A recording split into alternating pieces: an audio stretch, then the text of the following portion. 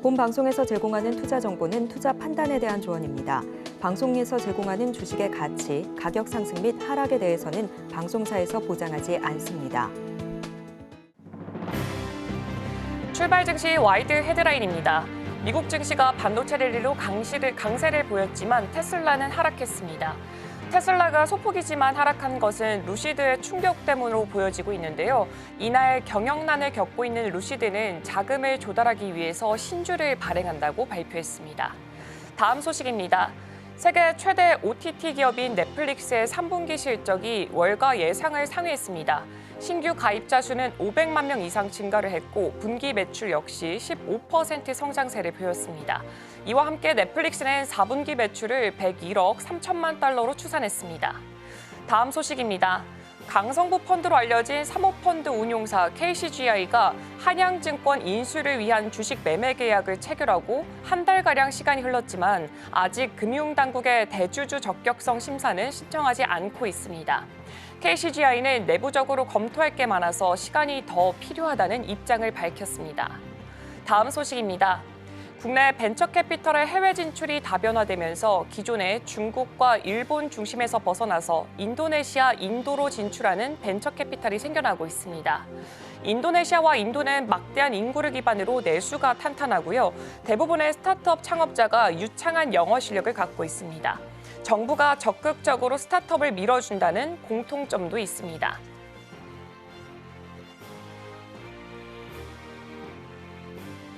네, 성공 투자를 향해 출발하는 힘찬 첫걸음, 매일 아침 증시와이드가 함께합니다. 안녕하세요. 진행을 맡은 오은비입니다. 간밤 뉴욕 증시 3대 지수 같은 경우에는 3대 지수가 혼조세를 보여줬습니다. 다우 지수는 다시 한 번 더 고점을 높여가는 모습을 보여줬지만 S&P 500 지수는 소폭의 하락세를 그려냈습니다. 그리고 나스닥 지수는 소폭 상승하면서 마무리를 했습니다. 간밤 뉴욕 증시에서 가장 중요한 키포인트는 바로 TSMC의 실적이 아니었나 싶은데요. 시장의 예상치를 훨씬 더 웃도는 모습을 보여주면서 반도체 훈풍의 가장 주역의 역할을 했습니다. 이로 인해서 엔비디아, AMD는 이거래를 연속해서 1%대 이상의 또 강세를 나타냈습니다.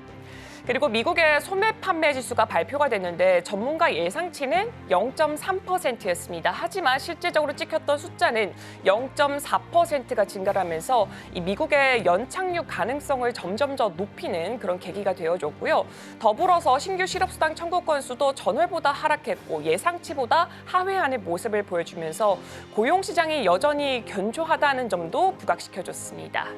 오늘 이슈와이드를 통해서 이렇게 전반적인 시장 이야기 나눠보도록 하겠습니다. 그렇다면 오늘 출발 증시와이드에서 준비한 소식들도 화면을 통해서 확인해 보도록 하겠습니다. 오늘도 다양한 국내외 소식들로 준비가 되어 있습니다.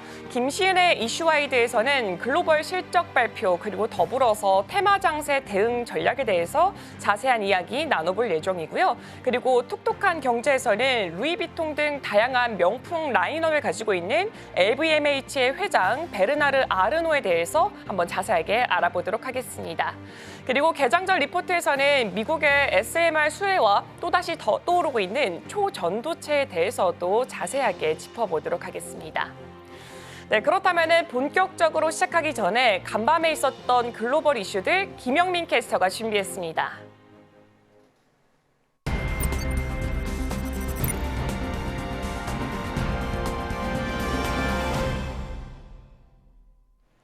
아침에 읽는 어젯밤 미증시 이야기 종목 브리핑 시작하겠습니다. 간밤 뉴욕 증시 3대 지수는 일제히 상승 흐름을 보이다가 막판에 S&P 500 지수만 소폭 하락 전환하면서 마감했습니다. 다우존스 산업평균지수는 0.37% 상승하며 43,239포인트 선, 이틀 연속으로 사상 최고치를 갈아치우는 모습이었고요. S&P 500 지수 단 1포인트 빠졌습니다. 5,800선 마무리 지었습니다. 나스닥 역시도 계속해서 좋은 랠리를 보여주다가 장 막판으로 가면서 상승폭을 좀 줄여나가면서 강보합권 0.04% 상승한 18,374포인트 선에 마무리가 됐습니다. 지난장 여러 가지 호재가 동시에 발표된 날이었습니다. 미국의 소매 판매는 증가했고요. 실업수당 청구 건수는 예상치를 밑돌았습니다. 또 유럽은 중앙은행이 금리를 내려잡았고 TSMC는 어닝 서프라이즈를 기록하면서 또 반도체 시장에 기분 좋은 훈풍을 불어넣었습니다. 장 마감 후에는 넷플릭스의 3분기 실적이 또 발표됐는데요. 이번에도 역시 호실적이었습니다. 주당 순이익 5.4달러, 매출 98억 3천만 달러를 기록했는데 LSEG의 예측치였던 주당 순이익 5.12달러, 매출 97억 6천만 달러를 모두 상회하는 수치입니다. 3분기 실적이 좋았던 건 유료 가입자 수가 크게 늘어난 여파로 보이는데요. 넷플릭스의 주가는 실적 발표 전에 2% 이상 하락하면서 마감을 했지만 애프터마켓에서 급등하는 모습을 보이고 있습니다. 미 10년물 국채 금리는 경제 지표들이 준수하게 나타나면서 국채 가격이 가파르게 하락했고 반비례하게 움직이는 금리는 오름세를 보였습니다. 2% 이상의 상승폭을 그려내는 모습이었고요. 필라델피아 반도체 지수 역시도 상승했습니다. TSMC의 호실적 발표 이후에 전체적으로 반도체주들이 랠리를 펼치면서 좋은 흐름 보여줬는데 폭락했던 ASML도 2.5% 상승했고 전체적으로는 1% 가까운 상승폭을 그려냈습니다.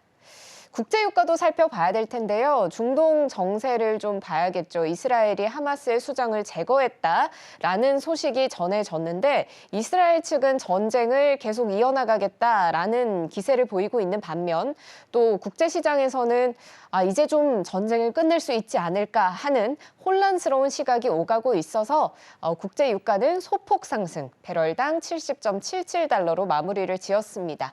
닷새 만의 상승 전환입니다. 개별 종목들 위주로 살펴보면 먼저 M7 종목들 살펴보겠습니다. 알파벳을 제외한 전체 종목들이 상승 흐름을 나타냈는데요. 애플은 0.16% 소폭 상승하면서 232달러 선의 거래를 마무리 지었고요. 마이크로소프트 역시도 0.1%대의 소폭 상승 보여줬습니다. 엔비디아 역시 반도체주 랠리에 힘입어서 1% 가까운 상승폭 그려내는 모습이었는데요. 이 엔비디아와 TSMC 간에 갈등설이 제기되고 있습니다.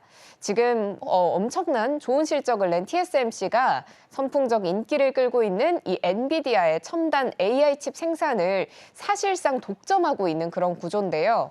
IT 전문 매체 디인포메이션에 따르면 차세대 AI 칩이죠. 블랙웰 생산과 관련해서 두 회사 간에 불화가 생겼다고 합니다. 블랙웰은 애초 연내에 본격적으로 출시가 될 예정이었지만 생산 과정에서 발견된 결함 때문에 출하가 지금 밀리고 있는 그런 상황입니다. 이 결함을 두고 서로 간에 내탓 공방이 벌어지고 있다고 합니다. 이 외에도 젠슨 황 엔비디아 CEO가 지난 6월에 TSMC를 방문해서 엔비디아 전용 패키징 라인을 구축해달라 이런 요구를 했는데 여기에 대해서도 TSMC 측에서 반발을 하면서 양측 간 신경전이 벌어진 것으로 알려졌습니다. 때문에 엔비디아가 TSMC에 대한 의존도를 낮추려는 조짐을 보이고 있는데 삼성전자에게도 기회가 될 수 있을지 주목이 됩니다. 디인포메이션은 엔비디아가 게임용 GPU를 삼성전자 파운드리 공장에서 생산하는 것을 논의하고 있다라고 보도했습니다. 알파벳은 1% 넘는 낙폭을 그려내며 162달러 선의 거래를 마무리 지었습니다. 다음으로 아마존, 메타플랫폼스, 브로드컴 모두 상승하는 모습이었는데요. 메타플랫폼스는 강보합권에서 마무리를 지었고 M7 종목 중에서는 브로드컴이 가장 큰 폭의 상승세를 보였습니다. 2.66% 상승한 181.52달러 선에 마무리를 지었습니다.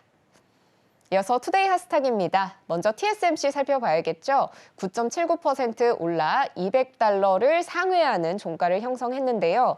3분기 실적을 발표했습니다. AI에 대한 강력한 수요의 영향으로 시장의 기대치를 훌쩍 뛰어넘는 실적을 발표했습니다. 3분기 순이익이 3,253억 대만 달러, 약 13조 8천억 원으로 전년 동기 대비 54.2%나 급증한 건데요. 이는 LSEG가 집계한 예상치인 3,002억 대만 달러를 상회한 수치입니다. 주당 순이익은 12.54 대만 달러로 단일 분기 기준 최고치고요. 미국 증시에 상장된 TSMC 주식의 주당 순이익은 1.94달러로 시장의 예상치인 1.79달러를 웃돌았습니다. 3분기 매출은 7,597억 대만 달러로 전년 동기 대비 39% 증가했는데 이 역시도 시장의 예측치를 웃도는 수치입니다. 미국 달러 기준으로 3분기 매출은 235억 달러, 전년 동기 대비 36% 증가했습니다. TSMC는 성명에서 업계를 선도하는 3나노미터와 5나노미터 반도체 노드 기술에 대한 스마트폰과 AI 관련 수요에 힘입어서 이렇게 좋은 실적을 냈다고 밝혔고요. 주가도 잘 반영이 된 듯 보입니다. 이어서 우버입니다. 2.44% 하락한 모습인데요. 파이낸셜 타임스는 미국의 차량 공유 회사인 우버가 온라인 여행사인 익스피디아 인수를 검토 중이라고 보도했습니다.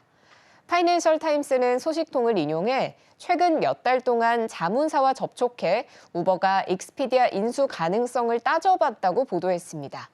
하지만 논의가 초기 단계라서 이 거래는 성사되지 않을 가능성도 있는데요. 이 소식통은 우버가 익스피디아 측에 공식적으로 인수 제안을 한 적은 없고 당장은 논의 중인 사안도 없다고 덧붙였습니다. 이번 인수 검토는 우버가 사업의 다각화를 위해서 검토하는 것으로 풀이가 되는데 논의되는 인수 금액은 200억 달러 수준입니다.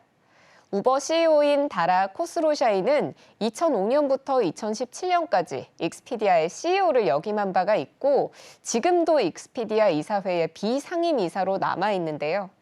때문에 파이낸셜 타임즈는 우버가 익스피디아 인수권에 대해서 우호적으로 접근할 가능성이 높고 코스로샤이 CEO는 거래 논의에는 참여하지 않을 가능성이 있다고 분석했습니다.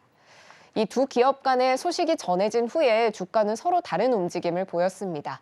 우버는 이렇게 하락한 반면 익스피디아는 5% 가까이 상승했습니다. 마지막으로 CSX 살펴보겠습니다. 6% 넘게 하락했는데요. 미국의 철도 운송기업인 CSX가 부진한 3분기 실적을 내놓으면서 주가가 큰 폭으로 하락한 겁니다. 주당 순이익을 46센트로 보고했는데 LSEG의 시장 예상치인 48센트보다 밑도는 수치고 매출 역시도 36억 2천만 달러로 예상치인 36억 7천만 달러를 하회했습니다. CSX의 CEO 존 힌리스는 최근 허리케인으로 인한 운송 중단이 이번 실적 부진에 일부 영향을 미쳤다고 밝혔습니다. 지금까지 아침에 읽는 어젯밤 미증시였습니다.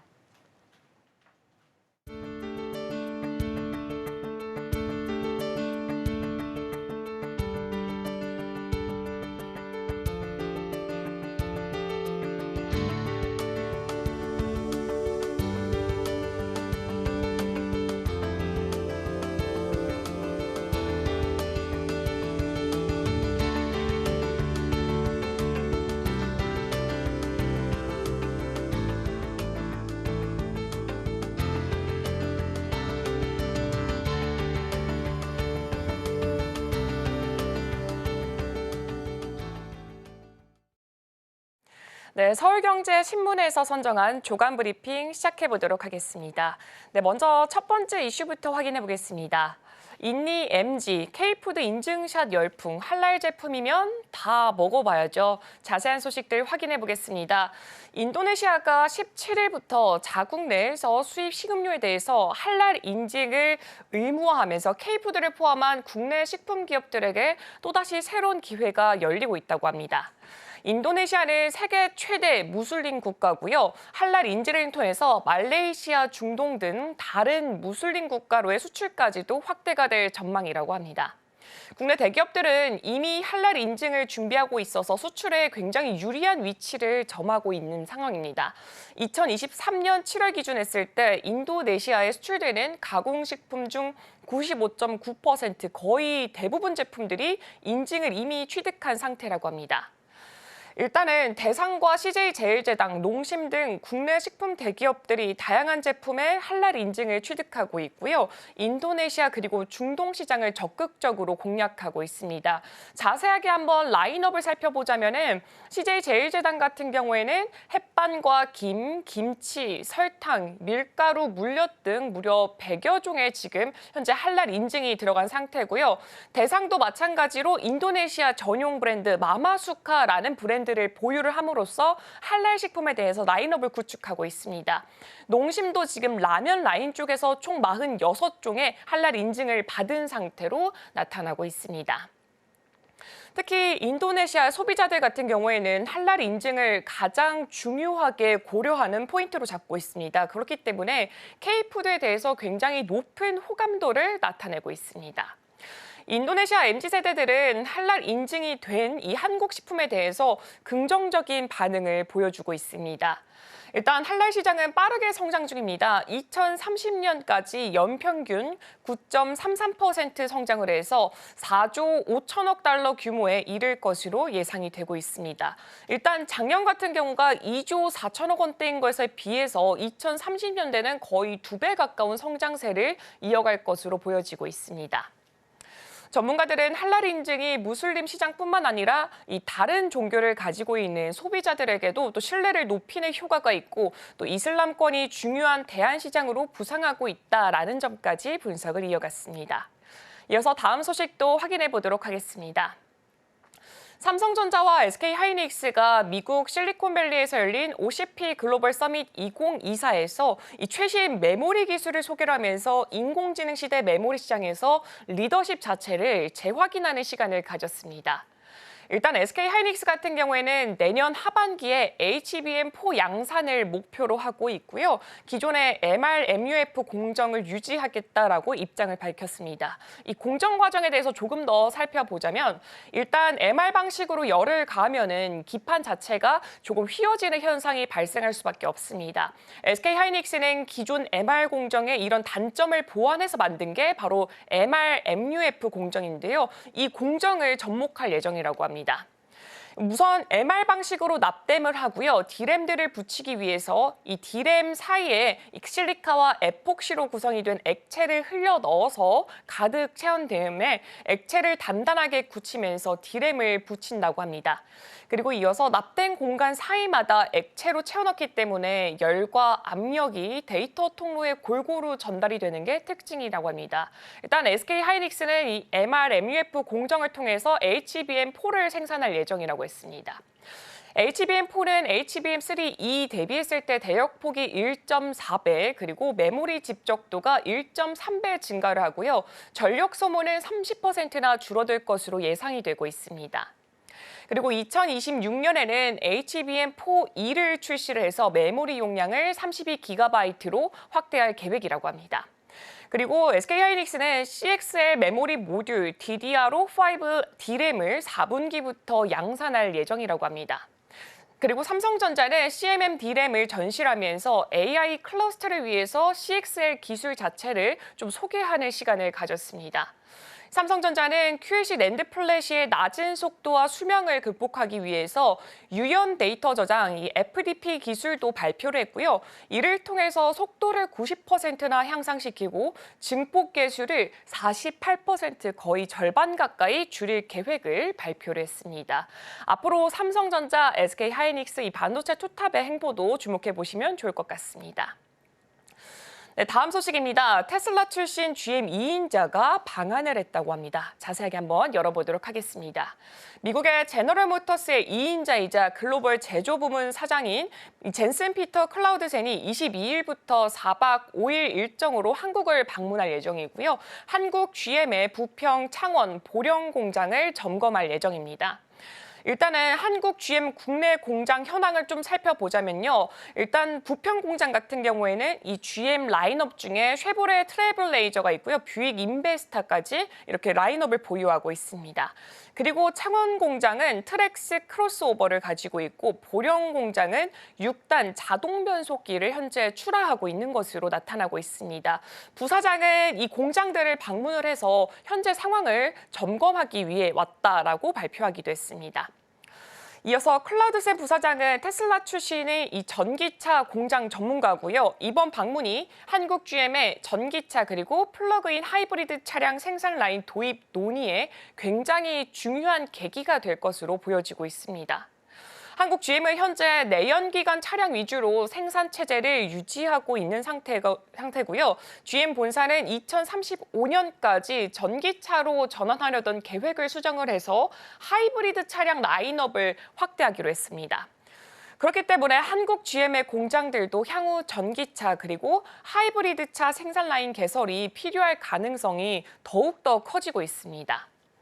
클라우드샘 부사장은 이번 방문에서 한국 GM의 생산 시설과 또 현장 직원들을 점검을 하고요. 전기차 생산에 대한 전략적 논의가 이루어질 것으로 현재 기대가 되고 있습니다.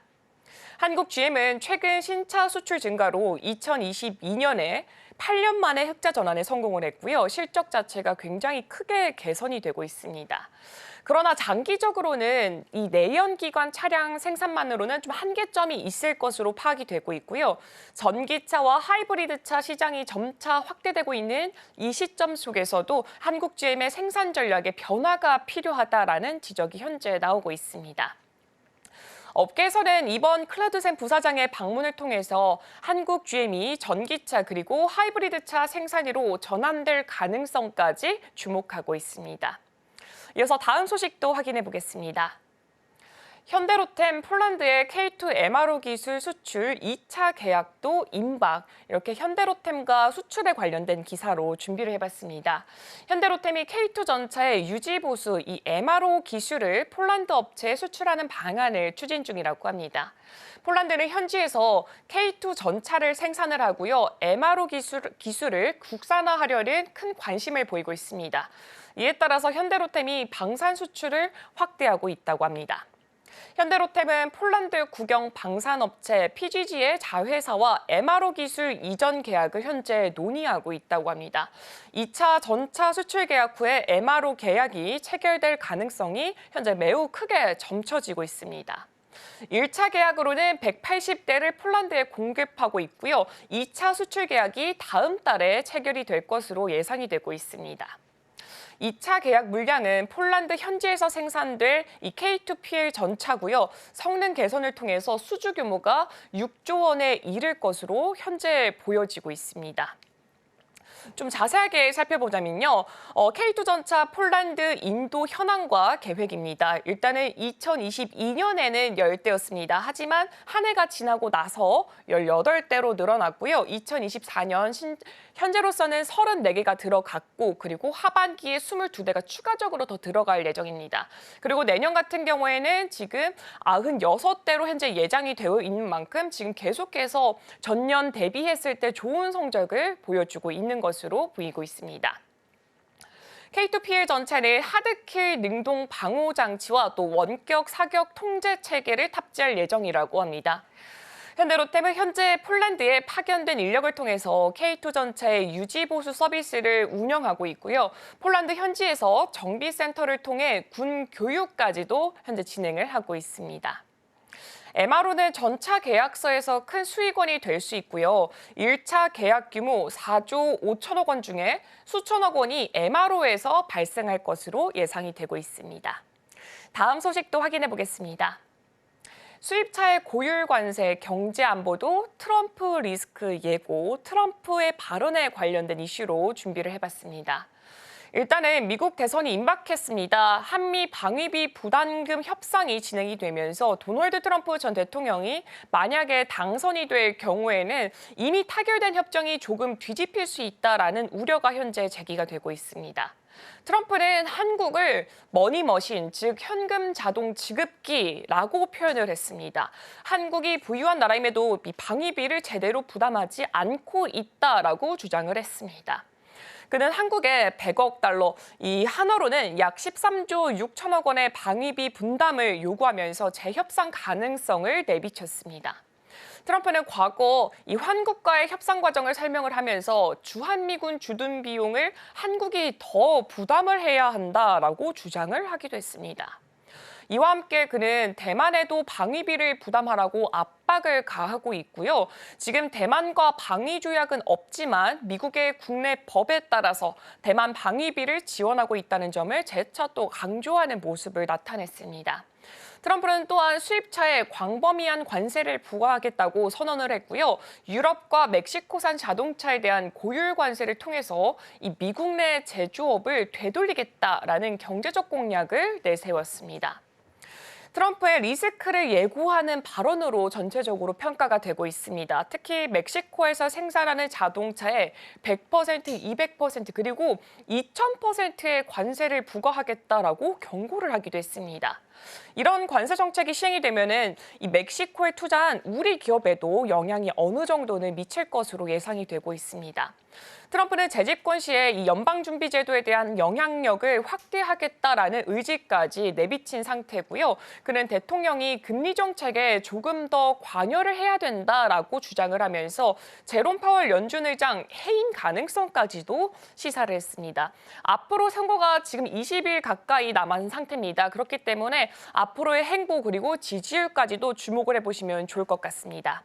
오늘 제가 준비한 소식은 여기까지입니다. 이어서 이슈와이드를 통해서 조금 더 넓은 시야로 확인해 보도록 하겠습니다.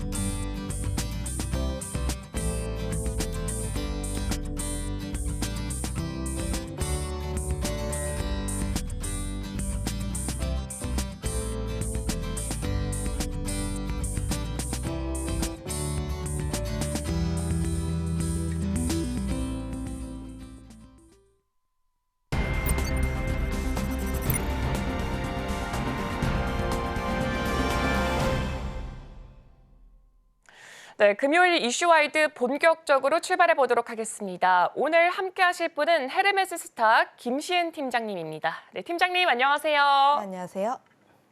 네, 일단은 간밤에 미증시부터 살짝 보면 좋을 것 같습니다. 3대 지수 같은 경우에는 다우는 다시 한 번 더 고점을 높여갔고 S&P 500은 막판에 조금 주춤하는 모습을 보여줬지만 어쨌든 전반적으로 굉장히 좋은 성적을 내놨는데 이 중심이 바로 TSMC가 아닐까 싶습니다.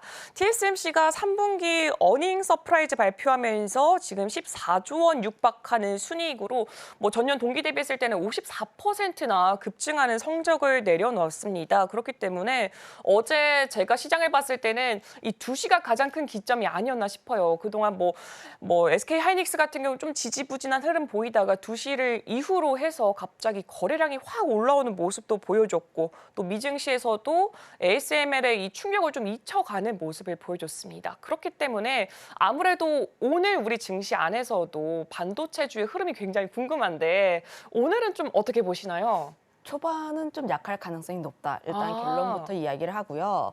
어제 관련했을 때 우리 증시도 그렇고 미국 증시도 그렇고 2시 반을 기점에 했을 때 굉장히 큰 폭의 상승세가 나왔습니다. 우리 같은 경우는 에이징랜드 같은 종목군들의 상한가를 갖고 미국 같은 경우는 속슬에 대한 주가 흐름들을 보면 2시 반을 기점으로 했을 때 굉장히 큰 폭의 상승세가 나왔다라는 점들 그리고 관련 종목군들의 주가 흐름들을 보면은 미국 증시에서 9시 반까지의 굉장히 긍정적인 흐름들이 나왔으나 장이 시작하고 10시 반 이제 시작을 하고 다시 한번 주가는 올랐으나 그때가 약간 고점이었다. 그러니까 미국 증시는 전강 후 약으로 마감이 되었다라고 보시면 좋을 것 같아요. 특히 필라델피아 반도체 지수가 3% 정도 올랐었는데 0.98% 정도로 마감을 한 것은 지금 TSMC만 전반적으로 올랐고 나머지 종목군들 같은 경우에는 아직까지도 ASML의 여파를 크게 벗어나지 못했다라고 보시면 좋을 것 같습니다. 아무래도 엔비디아 같은 경우가 좀 목전을 두고 있죠. 지금 전고점 부근에서 계속적인 힘겨루기가 나와주고 있고 관련했을 때 차익에 대한 매물 혹은 욕구가 굉장히 많이 나와주고 있는 상황이라고 보시면 좋을 것 같아서 현재 미국 증시 같은 경우는 좀 애매하게 끝났다. 사실 아침에 일어나서 미국 증시를 확인을 해보니까 증시가 왜 이래? 굉장히 애매하다. 이런 생각이 들고 있어서 오늘 증시에서 국내 반도체 종목군들 어제만큼의 강한 상승세보다는 종가까지 어떻게 유입이 되는지, 수급이 어떻게 유입이 되는지 역시가 가장 중요한 시점이지 않을까라는 생각을 하고 있어요. 어제 관련 종목군들의 굉장히 큰 시세를 보였던 이유는 개인들의 힘이었습니다. 개인들이 굉장히 폭풍 매수를 하면서 굉장히 많이 끌어올렸던 상황들, 그러면 여기에서 굉장히 좋은 TSMC에 대한 스토리들이 마련이 되어 있는데 이를 과연 기관 혹은 외국인들이 받아주는지 여부가 가장 중요한 시점이지 않을까라는 생각이 들고 있어서 지금 반도체 종목군들에 대해서 내가 매수하고 싶다 하시는 분들 같은 경우에는 장 초반에 적극적으로 매수를 하시기보다는 오히려 장 후반대 그리고 외국인의 현물이 유입이 되는지 여부까지도 우리가 조금 더 체크를 해볼 필요가 있지 않을까라는 생각을 가지고 있고요. 그리고 반도체와 관련했을 때 대다수의 분들이 반도체 지금 TSMC라든지 엔비디아 좋으니까 전반적으로 좋을 거야라는 생각을 많이들 가지고 계시는데 지금 반도체 다 좋은 게 아니라 AI만 좋습니다. TSMC가 3분기 실적 잘 나온 이유도 AI와 관련이 되어 있고 엔비디아의 실적이 잘 나온 이유도 AI와 연결이 되어 있기 때문이라고 보시면 좋을 것 같은데 ASML 같은 경우도 보면 그때 구분을 지었습니다. AI는 너무너무 좋다. 그런데 다른 업황 같은 경우에는 우리의 예상보다 회복이 조금 더디다라면서 주문량을 우리의 생각보다 더, 그러니까 절반 정도로 깎았죠. 그거에 따라서 지금 ASM을 관련된 반도체 종목군들의 하락세가 나왔는데 그러면 우리가 알 수 있는 것 첫 번째, AI는 여전히 좋구나. 그리고 TSMC의 컨퍼런스 콜에서 코멘트 친 것을 보면 AI 같은 경우에는 이제 시작 라인이다라는 거예요. 우리가 반도체 관련했을 때 긍정적으로 생각했던 요인은 AI 수요 굉장히 강하니까 레거시 관련했을 때 다른 쪽에서의 수요가 조금 더 줘도 괜찮아. 왜냐하면 HBM 쪽에서의 수요가 굉장히 많이 나오니까 어느 정도 한 생산량이 정해져 있다면 결국은 레거시에 대한 생산량을 줄일 수밖에 없는 부분들이 있어서 가격적인 부분에서 올라올 수밖에 없다라는 스토리로 진행이 된 부분들이었어요. 저는 사실 ASML 관련했을 때 코멘트가 좀 뭐 흔히들 아는 내용이지 않았나? 다만 주문량이 좀 우리의 생각보다 굉장히 많이 깎였다 이 정도의 코멘트였습니다. 그러면 여기에서 봐야 하는 것 첫 번째, AI 관련 종목군들 같은 경우에는 아직까지도 실적이 잘 나오는구나. 어제 한미반도체의 실적을 보면은 굉장히 잘 나왔습니다.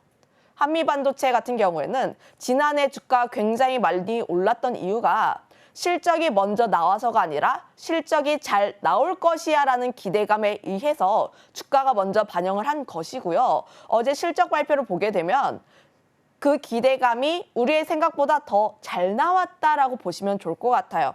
저는 그거에 따라서 지금 실적이 잘 나올 수밖에 없고 그리고 앞으로 실적이 잘 나올 수밖에 없는 AI 관련 종목군들에 대해서 우리가 조금 더 주목을 해볼 필요가 있지 않을까? 물론 TSMC 관련 종목군들 밸류체인 긍정적일 수밖에 없다라는 흐름들이 있긴 하나 다만 저는 지금 가장 주목해야 하는 것은 AI 관련 종목군들 중에서도 수급이 어느 정도 누적이 되어 있는 기업들 위주로 조금 더 관심 있게 봐야 하지 않을까라는 의견을 한번 드려보도록 하겠습니다.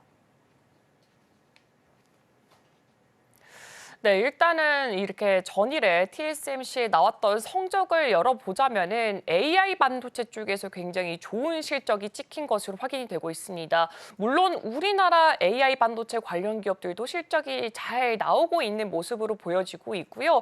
그렇기 때문에 이 전전일에 있었던 이거래 전에 있었던 ASML의 이 충격을 어느 정도는 지워주는 모습을 보여줬지만 그렇지만 오늘 우리 시장 안에서 전강 후약의 모습을 보여줄지 이 부분도 한 번 더 체크를 해보시면 좋을 것 같습니다. 그렇기 때문에 바로 장이 시작하자마자 매수를 하기보다는 어느 정도 이 외국인의 매물이 들어오는지 이 부분을 한 번 더 눈여겨보시는 게 가장 좋을 것 같습니다.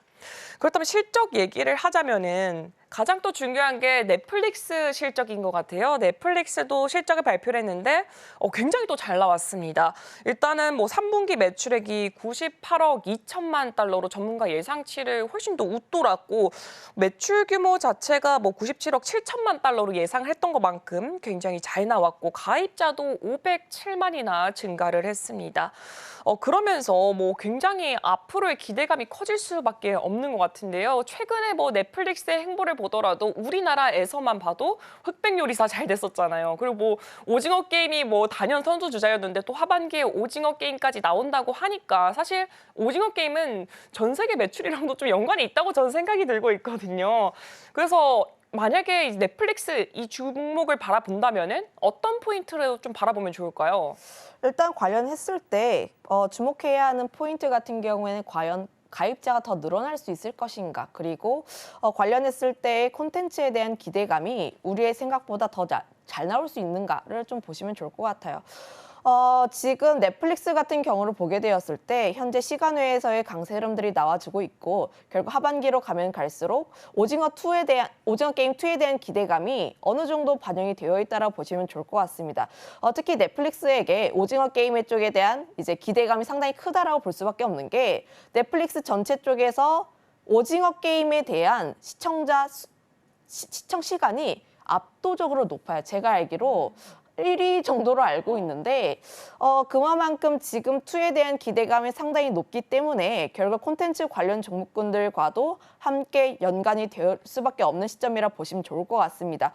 물론 구독료 인상에 대한 시점이라든지 혹은 다른 국가로 이제 다변화를 하는 그런 흐름들 역시도 함께 중요한 부분이라고 보여지고 있기는 하나 다만 우리나라 증시와 연결을 지었을 때 넷플릭스가 움직인다고 해서 과연 우리나라 콘텐츠 종목군들도 함께 움직일 수 있을 것인지 이에 대한 연속성은 조금 고민이 필요한 시점이지 않을까라는 생각을 하고 있는데요. 그 이유가 넷플릭스를 굉장히 크게 차트를 열어서 보면 22년 5월을 기점으로 했을 때 우상향 추세입니다. 지금 그런 부분들에 있어서 관련했을 때 넷플릭스는 올라가는데 우리나라 콘텐츠 대표 종목군들인 스튜디오 드래곤이라든지 쇼박스라든지 이런 종목군들은 이제야 바닥권에서 움직이는 시점이라 보시면 좋을 것 같고요.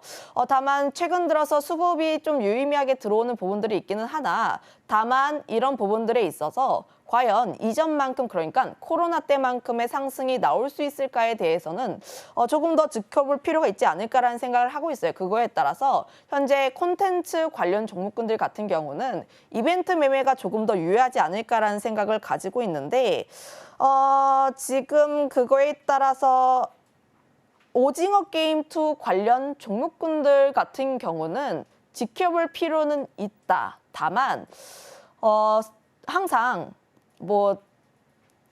넷플릭스가 항상 미국 증시에서 강했을 때 스튜디오 드래곤이라든지 콘텐츠 관련 종목군들이 장 초반에는 잘 뛰어요. 잘 뛰었는데 항상 그 상승을 반납하는 흐름들이 나와주고 있어서 오늘 증시에서 공격적으로 매수를 하시기보다는 오늘 그냥 콘텐츠 종목군들이 잘 움직이는구나 정도로만 인식을 해보시면 좋을 것 같고 그리고 이제 오징어 게임 2 흥행에 대한 기대감을 가지고 있으신 분들 같은 경우에는 쇼박스라든지 혹은 레몽레인 쪽에 대한 관심 역시도 함께 유효하다라고 보시면 좋을 것 같은데 쇼박스라든지 레몽레인이 이전에 오징어 게임과 관련했을 때 관련 종목으로 함께 엮인 이력이 있고 쇼박스 같은 경우에는 지금 오징어 게임의 제작사에 약 10억 원 정도 투자한 이력이 있기 때문에 지금 관련 종목군으로 함께 엮이고 있습니다. 실제 수혜라든지 실적으로 연결되는 부분 같은 경우에는 조금 더 지켜봐야 하긴 하나 우리 증시에서는 좀 연관성이 어느 정도 있다라는 측면에서 움직인다라고 보시면 좋을 것 같고 레몽레인 같은 경우에는 배우 이정재 씨가 지분을 갖고 있는 종목으로 좀 유명한데 다만 최근 들어서 경영권 분쟁에 대한 내용들이 어느 정도 나와 있어서 관련했을 때 이런 노이즈 같은 경우에는 우리가 조금 더 체크를 해볼 필요는 있다라고 보여지고 있어요. 콘텐츠 관련 종목군들이 굉장히 어려운 게 사실 기대작이긴 해요. 기대작이긴 한데 실제로 흥행을 되는지 안 되는지는 뚜껑을 열어봐야 합니다. 그거에 따라서 사실 콘텐츠 종목군들 같은 경우에는 기대감이 있을 때 그때 먼저 매수를 하시고 그 다음에 오픈이 되었을 때는 매도라는 전략이 조금 더 유효하다라고 판단을 하고 있어서 현재 구간에서 오징어 게임2 관련 종목군들 같은 경우에는 관심이 조금 유효하나 다만 비중을 너무 크게는 담지 마시고 좀 어느 정도의 트레이딩 전략이 조금 필요한 시점이지 않을까라는 생각을 하고 있습니다. 오히려 저는 콘텐츠로 연결을 지어서 본다면 엔터 쪽이 조금 더 낫지 않을까라는 생각을 가지고 있는데 어제 같은 경우도 보면은 하이브 굉장히 잘 올랐습니다. 6%대 이상의 강세 흐름들이 나왔고 현재 무슨 이야기가 나오냐면 하이브라든지 SM 대다수의 엔터사들이 4분기를 기점했을 때 실적 개선에 대한 기대감이 나오고 있다. 특히 기저 효과에 따라서 지난 4분기 고점까지는 아니지만 그럼에도 불구하고 실적이 다시 한번 바닥을 딛고 올라갈 가능성이 굉장히 크다라고 보시면 좋을 것 같고 앨범뿐만 아니라 이제는 콘서트를 봐야 하는데 연말로 가면 갈수록 콘서트 가야 됩니다. 이제 팬분들 입장에서는 콘서트를 가는데 콘서트 간다고 해서 콘서트 비용만 지불하는 게 아니라 가서 굿즈도 사야 되고요. 티셔츠도 사야 되고요. 응원봉도 사야 되고요. 굉장히 많이 사야 됩니다. 일단 그런 부분에서 보면 4분기 같은 경우에 엔터 쪽에서의 성수기 역할을 하고 있기 때문에 저는 기대감을 어느 정도 가져볼 수 있지 않을까라는 생각을 가지고 있고 내년 같은 경우에는 BTS라든지 블랙핑크 완전체에 대한 기대감도 어느 정도 남아있기 때문에 이런 점을 감안을 하면 지금 구간대에서 엔터사들 관심 있게 볼 필요는 있다. 다만 인적 리스크 하이브라면 뉴진스라든지 혹은 SM 같은 경우에는 4분기에 여자 신인 그룹이 또 데뷔를 할 예정이에요. 거기에서 어떻게 활동을 하는지 이런 부분들까지는 조금 더 염두를 해볼 필요가 있지 않을까라는 의견도 한번 덧붙이겠습니다. 네, 진짜 그런 것 같아요. 코로나 때까지만 하더라도 신작이 나오면 주가가 정말 탄력적으로 움직이는 모습을 보여줬는데 지금 같은 경우에는 기대감으로 매수를 하되 만약 뚜껑을 열었을 때 그때가 만약에 안 좋은 성과를 낼 수도 있기 때문에 일단 기대감으로 사고 비중 자체는 좀 줄여보는 전략이 좋을 것 같습니다. 그리고 콘텐츠와 관련돼서는 좀 엔터 쪽에도 주목을 해보는 게 좋을 것 같은데요. 일단 4분기에 주요 IP들이 대거로 활동을 시작한다고 합니다. 또 제가 가장 팬인 에스파도 컴백을 할 것 같고요. 그다음에 방탄소년단 진 그리고 다양한 가수들이 컴백을 하는 만큼 이 부분도 함께 체크해 보시면 좋을 것 같습니다.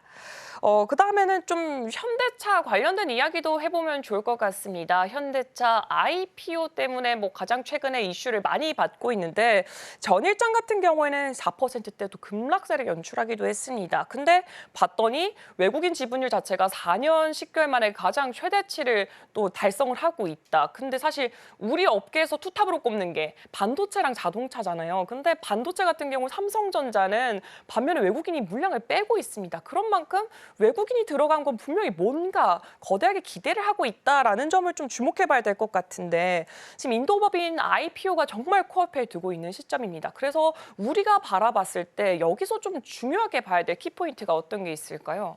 결국 기업이 어떻게 성장을 하느냐 그리고 주주 환원을 어떻게 하는지 여부가 가장 중요한 시점이지 않을까라는 생각을 가지고 있는데요. 지금 현대차가 가지고 있는 모멘텀은 크게 세 가지가 있다라고 보시면 좋을 것 같습니다. 첫 번째 밸류업에 대한 부분들, 특히 주주 환원에 대해서 좀 적극적인 현대차이다 보니까 외국인들이 굉장히 적극적으로 들어오고 있다라는 점 첫 번째 하나가 있고 두 번째 같은 경우가 실적에 대한 기대감이라고 보시면 좋을 것 같은데 언제나 현대차 같은 경우에는 피크아웃에 대한 우려가 있음에도 불구하고 관련했을 때 언제나 예상을 깨부시는 그런 실적을 발표를 했습니다. 이번 같은 경우에도 전방 자동차 산업이 좀 다소 보수적이었음에도 불구하고 현대차 같은 경우에는 P를 올리게 되면서 좀 긍정적인 매출이 나오고 있다는 점들 그리고 금리 인하에 대한 시기가 도래하게 되었을 때 결국 할부 금리 역시도 함께 낮아질 수밖에 없어서 Q 역시도 함께 증가할 수밖에 없다라고 보시면 좋을 것 같아요. 그러면 세 번째, 이제 인도법인에 대한 기대감이라고 보시면 좋을 것 같은데 인도법인 같은 경우도 보면은 어제 하나의 이슈가 있었습니다. 사실 어제 4% 정도의 급락이 나왔던 이유가 인도 IPO가 상장이 되지 못할 수 있다라는 내용들이 돌면서 4% 정도의 하락세가 나왔던 상황들, 그 이유가 지난 15일에서 17일 사이에 진행된 청약 과정에서 초반 이틀 동안은 이제 청약률이 40% 정도였어요. 그런데 인도의 규정상 90%를 미달하게 되었을 때는 상장 자체가 되지 않습니다. 우리가 인도 쪽에 대한 기대감을 가지고 있고 흥행에 대한 기대감을 안고 현대차에 대한 주가가 좀 녹아들어 있기 때문에 사실 상장이 안 된다라고 하면 당연히 빠질 수밖에 없는 그런 이슈였고요. 다만 지금 전일 4시 넘어서 청약 90%를 넘기면서 마무리가 되었다라는 점을 감안을 하면 다음 주 22일에 현대차 인도 IPO 상장은 예정이 되어 있다라고 보시면 좋을 것 같아요. 그러면 인도 IPO 상장을 통해서 자금 확보를 할 수밖에 없는데 그러면 이 자금 확보를 한 것 갖다가 현대차는 적극적으로 투자를 하거나 혹은 자사주 매입을 하는 적극적인 주주 환원을 펼칠 것으로 보여지고 있습니다. 외국인들이 가장 좋아하는 게 현재 밸류업에 대한 기대감, 특히 주주 환원에 대한 기대감이다 보니 이런 내용들 자체는 굉장히 긍정적일 수밖에 없다라고 보시면 좋을 것 같고 현재 증권가에서는 자사주 매입이 약 11월부터 시작될 전망인데 약 1조 정도의 자사주 매입을 예상한다라고 보시면 좋을 것 같아요. 내년 같은 경우에는 일부 증권사 같은 경우에는 1조 3천억 원 규모까지 나올 수 있는 부분들이라서 결국 내가 조금 더 장기로 끌고 간다 하시는 분들은 지금 현대차에 대한 외인 지분율이라든지 주주 환원에 대한 기대감, 특히 배당에 대한 기대감 등을 감안을 하면 저는 지금 자리 역시도 관심 있게 봐야 하는 자리가 아닌가라는 생각을 가지고 있고요. 다만 내가 수익률적인 측면에서 조금 더 접근을 해보고 싶다 하시는 분들은 당연히 부품주로 접근하셔야 됩니다. 부품주로 접근을 해야 하는데 가장 탄력적인 모습들 보여주고 있는 게 화신이라든지 사연이와 이런 쪽이다 보니 저는 지금 구간대에서 내가 수익률적인 측면에서 접근하고 싶다 하시는 분들은 화신이 조금 더 나을 것 같다라는 의견을 드려보도록 할게요. 네, 일단은 현대차 쪽에서도 IPO를 통해서 자금 확보를 할 거고 또 주주 환원 확대 기대감까지 있기 때문에 여기서 외국인들 더 들어오는지 한 번 더 체크해보는 것도 굉장히 좋은 방법이라고 또 생각이 들고 있습니다. 그리고 부품주에서는 또 화신 쪽으로 조금 더 시선을 가져보는 것도 괜찮을 것 같습니다. 이제 또 방산 얘기를 좀 해보면 좋을 것 같아요. 한국과 폴란드 정상회담이 24일에 개최가 된다고 합니다. 근데 이미 지난 7월 나토에서도 방산에 대해서 한번 얘기가 나왔던 만큼 이번에도 방산 나오지 않을까 했는데 역시나 방산 얘기 한다고 하더라고요. 그래서 뭐 우리 기업들 중에서도 현대로템 그리고 하나에어로스페이스에 방문까지 한다라고 얘기가 나온 만큼 앞으로 이 계기가 방산주에 있어서 한 번 더 상승할 수 있는 그 계단이 되지 않을까 싶은데 어떻게 보고 계신가요? 일단 잔여 물량에 대한 계약까지도 함께 기대해 볼 수 있는 부분들이라서 추가 상승이 여전히 존재한다라고 보시면 좋을 것 같아요. 다만 지금 방산 빅3를 보면은 계속적인 신고가를 달리고 있습니다. 하나에어로스페이스, 현대로템, LID 넥스원이 대표적인데 관련 종목군들 같은 경우에 계속적인 신고가가 나와주고 있고 그거에 따라서 현재 하나에어로스페이스라든지 현대로템 같은 경우에는 굉장히 스토리도 굉장히 좋고 항상 대장으로 접근을 해야 하나 다만 지금 같은 경우에는 주가의 이격이라든지 위치가 굉장히 높기 때문에 현재는 보유자의 관점이라고 보시면 좋을 것 같아요. 이 내용도 좋고 스토리도 좋고 추가 상승 여력이 남아있기는 하나 다만 우리가 주식을 할 때 가장 중요한 것은 타점입니다. 내가 어디에서 사느냐에 따라서 내가 수익률이라든지 혹은 물림이 나왔을 때 빠져나갈 수 있는 부분들, 그리고 눌림이 나왔을 때 추가 매수를 통해서 해야 하는 그런 타점 자체가 완전히 다르기 때문에 현재는 현대로템과 하나에어로스페이스 같은 경우에는 저는 현재 보유자의 영역이라고 판단을 하고 있고, 오히려 내가 이런 폴란드라든지 혹은 중동에 대한 수출 스토리에 관심이 많다 하시는 분들 같은 경우에는 이들 기업에 납품하고 있는 기업들에 대해서 조금 더 주목을 해볼 필요가 있지 않을까. 대표적으로 S&T 다이내믹스라든지 STX 엔진 같은 종목군들이 이들 종목을 따라서 함께 올라가고 있는 모습들, 지금 뭐 현대로템이라든지 하나에어로스페이스에 납품을 하고 있는 기업들 같은 경우도 역시나 실적이 기대가 되는 부분들이 있어서 이들 종목군들에 대한 후속주로 관심을 가져볼 필요가 있지 않을까라는 생각을 하고 있어요. 제가 그중에서 관심 있게 보는 게 STX 엔진이라는 기업인데 두 가지에 대한 모멘텀입니다. 첫 번째, 방산 쪽에 대한 모멘텀, 특히 하나에어로스페이스의 K9 자주포에 엔진을 납품하고 있기 때문에 결국 하나에어로스페이스가 잘 나가면 잘 나갈수록 그에 대한 수혜를 STX 엔진이 받을 수 있다는 점, 첫 번째 하나 포인트로 가져가 보시면 좋을 것 같고요. 두 번째가 엔진인데 조선 쪽과도 함께 연동이 되어 있어요. 조선주들 한번 체크를 해보시면 하나엔진 굉장히 잘 나갑니다. 지금 조선 쪽에서의 가지고 있는 우려가 중국 쪽에서의 수주 점유율이 늘어나게 되면서 관련했을 때 우리나라가 피해를 받지 않을까라는 우려인데, 지금 그 부분에서의 좀 우려를 국내 엔진이 받아갈 것으로 보여지고 있어서 이 두 가지에 대한 모멘텀 한번 체크를 해보시면 좋지 않을까라는 의견 드려보도록 할게요. 네, 이미 현대로템과 하나에어로스페이스는 강하게 올라오고 있습니다. 여기는 보유자의 관점으로 보고, 만약에 난 여기 관심이 있다라고 하면은 여기에 납품하는 기업들, 그리고 지금 엔진 쪽 S&T 다이내믹스 그리고 STX 엔진, 이렇게 두 종목을 좀 추천해 주셨으니까 이 부분 주가의 흐름 한번 체크해 보시면 좋을 것 같습니다. 그럼 오늘 이슈와이드를 통해서 나눴던 이야기들 다시 한 번 더 화면을 통해서 확인해 보도록 하겠습니다. 네, 오늘 김시은의 이슈와이드에서는 글로벌 실적 발표 더불어서 테마 장세 대응 전략에 대해서 확인해봤습니다. TSMC 4분기 가이던스는 컨센을 상회했습니다. 반도체 투심이 회복이 됐고요. 엔터주는 4분기부터 실적 개선으로 인한 주가의 반등이 기대가 되고 있는 시점입니다. 현대차를 인도법인 IPO를 통해서 자금 확보 기대감이 현재 확대가 되고 있는 것으로 보여지고 있습니다.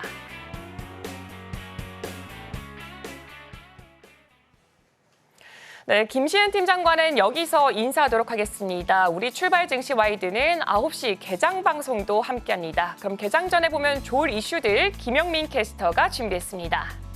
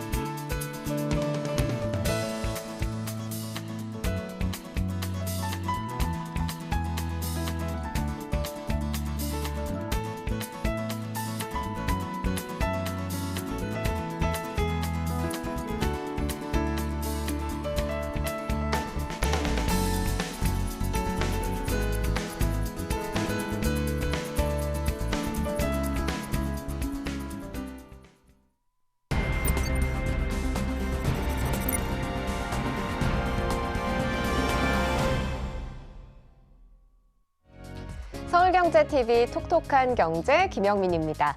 투자자들이 지금 가장 궁금해할 이슈를 찾아 그 내용에 대해 파고들어 볼 텐데요.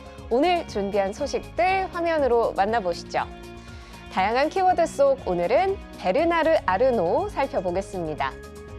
베르나르 아르노는 프랑스의 유명한 사업가이자 세계 최대의 명품 그룹인 LVMH, 모에 테네시 루이비통의 회장 겸 CEO입니다. 그는 명품업계에서의 독보적인 영향력과 성공으로 세계에서 가장 부유한 사람 중 하나로 꼽히는데요. 블룸버그 억만장자 지수 집계에 따르면 아르노 회장은 세계에서 가장 부유한 사람 4위에 꼽힙니다.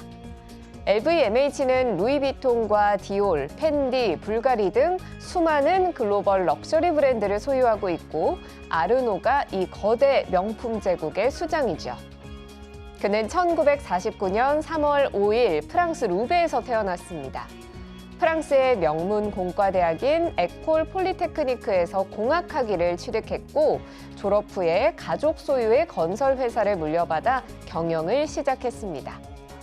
사업 소환이 좋았던 그는 입사 5년 만에 아버지를 설득해 사업 일부를 4천만 프랑에 매각하고 부동산 사업에 집중해 큰 성공을 거두게 됩니다. 그리고 아버지의 뒤를 이어 회사의 사장 자리에 오르게 되죠. 그는 미국으로 넘어가 콘도 개발로도 많은 자본을 축적하게 되는데요. 다시 프랑스로 돌아온 그는 크리스찬 디올을 가진 프랑스의 부삭 그룹을 인수합니다. 당시 부삭은 재정적 어려움에 직면해 있었지만 아르노는 크리스찬 디올을 제외한 대부분의 사업을 정리하고 종업원도 대규모 해고하는 등 대대적으로 사업을 재편합니다. 패션, 주류, 화장품, 시계, 보석 등 다양한 명품 브랜드를 소유한 그룹인 LVMH는 과연 그럼 어떻게 탄생하게 됐을까요? 1743년에 설립된 유명한 샴페인 브랜드 모에샹동과 1765년에 설립된 프랑스의 꼬냑 브랜드 헤네시가 합병한 모에 테네시, 그리고 1854년에 설립된 가죽 제품 브랜드인 루이비통이 1987년 합병하면서 LVMH가 탄생했습니다. 베르나르 아르노는 이 과정에서 LVMH의 주요 투자자가 되면서 결국에는 경영권까지 장악하게 됐는데요. LVMH의 최대 주주로 올라선 뒤에 그는 공격적인 인수합병을 통해 다양한 명품 브랜드를 이 그룹에 편입시키기 시작했습니다. 크리스찬 디올과 지방시, 태그 호이어, 펜디, 불가리, 티파니 앤코 등 LVMH가 소유한 브랜드는 수없이 많아서 말 그대로 명품 제국으로 불리죠. 시장에서 독보적인 위치를 차지하고 있습니다. 한편 베르나르 아르노는 최근 재산이 깜짝 증가했다는 소식이 전해졌는데요.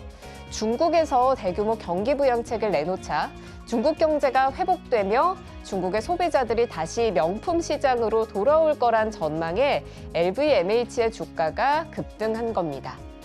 이 덕에 아르노 회장은 재산이 하루 사이에 170억 달러 불어난 것으로 전해졌는데요. 현재 시간으로 9월 26일 블룸버그 통신에 따르면 이날 중국의 경기 부양책에 대한 기대감으로 LVMH의 주가가 9.9% 급등하면서 아르노 회장의 자산도 증가해서 200천억 달러가 됐는데요. 이는 하루 자산 증가폭으로는 역대 세 번째로 큰 수준이었습니다. 아르노 회장의 재산 가운데 LVMH의 지분은 48%에 달합니다. 아르노 가문은 스포츠 분야로도 사업을 확장할 걸로 보입니다. 프랑스 파리를 연고로 둔 파리FC 인수에 나선다는 소식인데요. 프랑스 매체 레퀴프에 따르면 아르노 가문은 라이프치히, 잘츠부르크 등 전 세계의 축구팀을 보유한 에너지 음료 회사인 레드불과 손잡고 프랑스 2부 리그 파리FC 인수 협상을 벌이고 있습니다. 2012년부터 팀을 경영한 피에르 페라치 구단주가 매각 의사를 타진해 왔는데 아르노 가문과 레드불이 관심을 나타낸 거죠. 레키프는 이번 협상을 마치게 되면 아르노 가문이 55%, 레드불이 15%, 페라치가 30%의 지분을 각각 보유하게 될 거라고 보도했습니다. 아르노 가문이 구단 운영에 직접 나서게 되는 건 이번이 처음입니다. 75세의 베르나르 아르노는 가족 경영에도 힘쓰고 있는데요. 그의 자녀들도 LVMH의 다양한 브랜드에서 중요한 직책을 맡고 있습니다. 이 중 장녀 델핀 아르노는 핵심 계열사인 크리스찬 디올의 CEO로 차기 후계자 경쟁에서 선두권에 위치한 것으로 평가받고 있습니다. 델핀 아르노는 지난 2013년 크리스찬 디올 부사장에 오른 뒤 10년간 기록적인 매출을 달성한 바 있죠. 이어 둘째이자 장남인 앙투안 아르노는 LVMH그룹 지주사에서 그룹 브랜딩을 총괄하고 있고 셋째 알렉상드르 아르노는 티파니 앤 코의 커뮤니케이션 총괄직을 맡고 있습니다. 넷째인 프레데릭 아르노는 시계 브랜드 태그 호이어의 CEO를 맡고 있습니다. 포브스에 따르면 아르노는 매월 열리는 오찬 오디션을 통해 자녀들에게 경영력을 평가하고 지도한다고 합니다. 아르노 회장은 프랑스 파리 루이비통 본사에서 자녀들과 매달 90분간 점심 식사를 하는데 이 자리에서 아이패드를 가져와 미리 준비된 토론 한 건을 언급하면서 식사를 시작하는 것이 특징이라고 하네요. 이때 회사의 특정 임원에 대한 자녀들의 의견을 듣거나 여러 브랜드의 개편 시점을 묻는 등 사업과 관련한 5자녀의 판단과 조언을 구한다고 하죠. 사실 아르노 회장은 공개적으로 자신의 후계자에 대해 거의 언급하지 않는 것으로 유명한데요. 또한 자신의 자녀가 반드시 후계자가 돼야 한다는 말도 하지 않았습니다. 75세의 아르노 회장은 LVMH CEO의 연령 제한을 80세로 늘리며 당분간 경영 일선에서 물러날 생각이 없음을 밝혔지만 작년부터 자녀들을 핵심 직위에 배치하며 경영 승계의 기반을 다지고 있는 것으로 보입니다. 한편 아르노 회장이 LVMH 후계자에 대한 결정을 내리기 전까지 그의 자녀들은 경영 일선에서 후계자 오디션을 통한 경쟁을 계속 이어갈 걸로 보입니다. 베르나르 아르노는 명품업계를 대표하는 상징적 인물로 LVMH를 세계 최대의 럭셔리 기업으로 성장시키며 독보적인 위치를 확보했습니다. 그의 전략적인 경영과 장기적인 비전은 LVMH의 성공에 결정적인 역할을 했고 또 명품 산업 전반에 걸쳐서 큰 영향력을 미치고 있습니다. 오늘 제가 준비한 소식은 여기까지입니다. 계속해서 서울경제TV 출발 증시와이드 개장 방송 함께 하시면서 오늘 시장 대응하시길 바랍니다.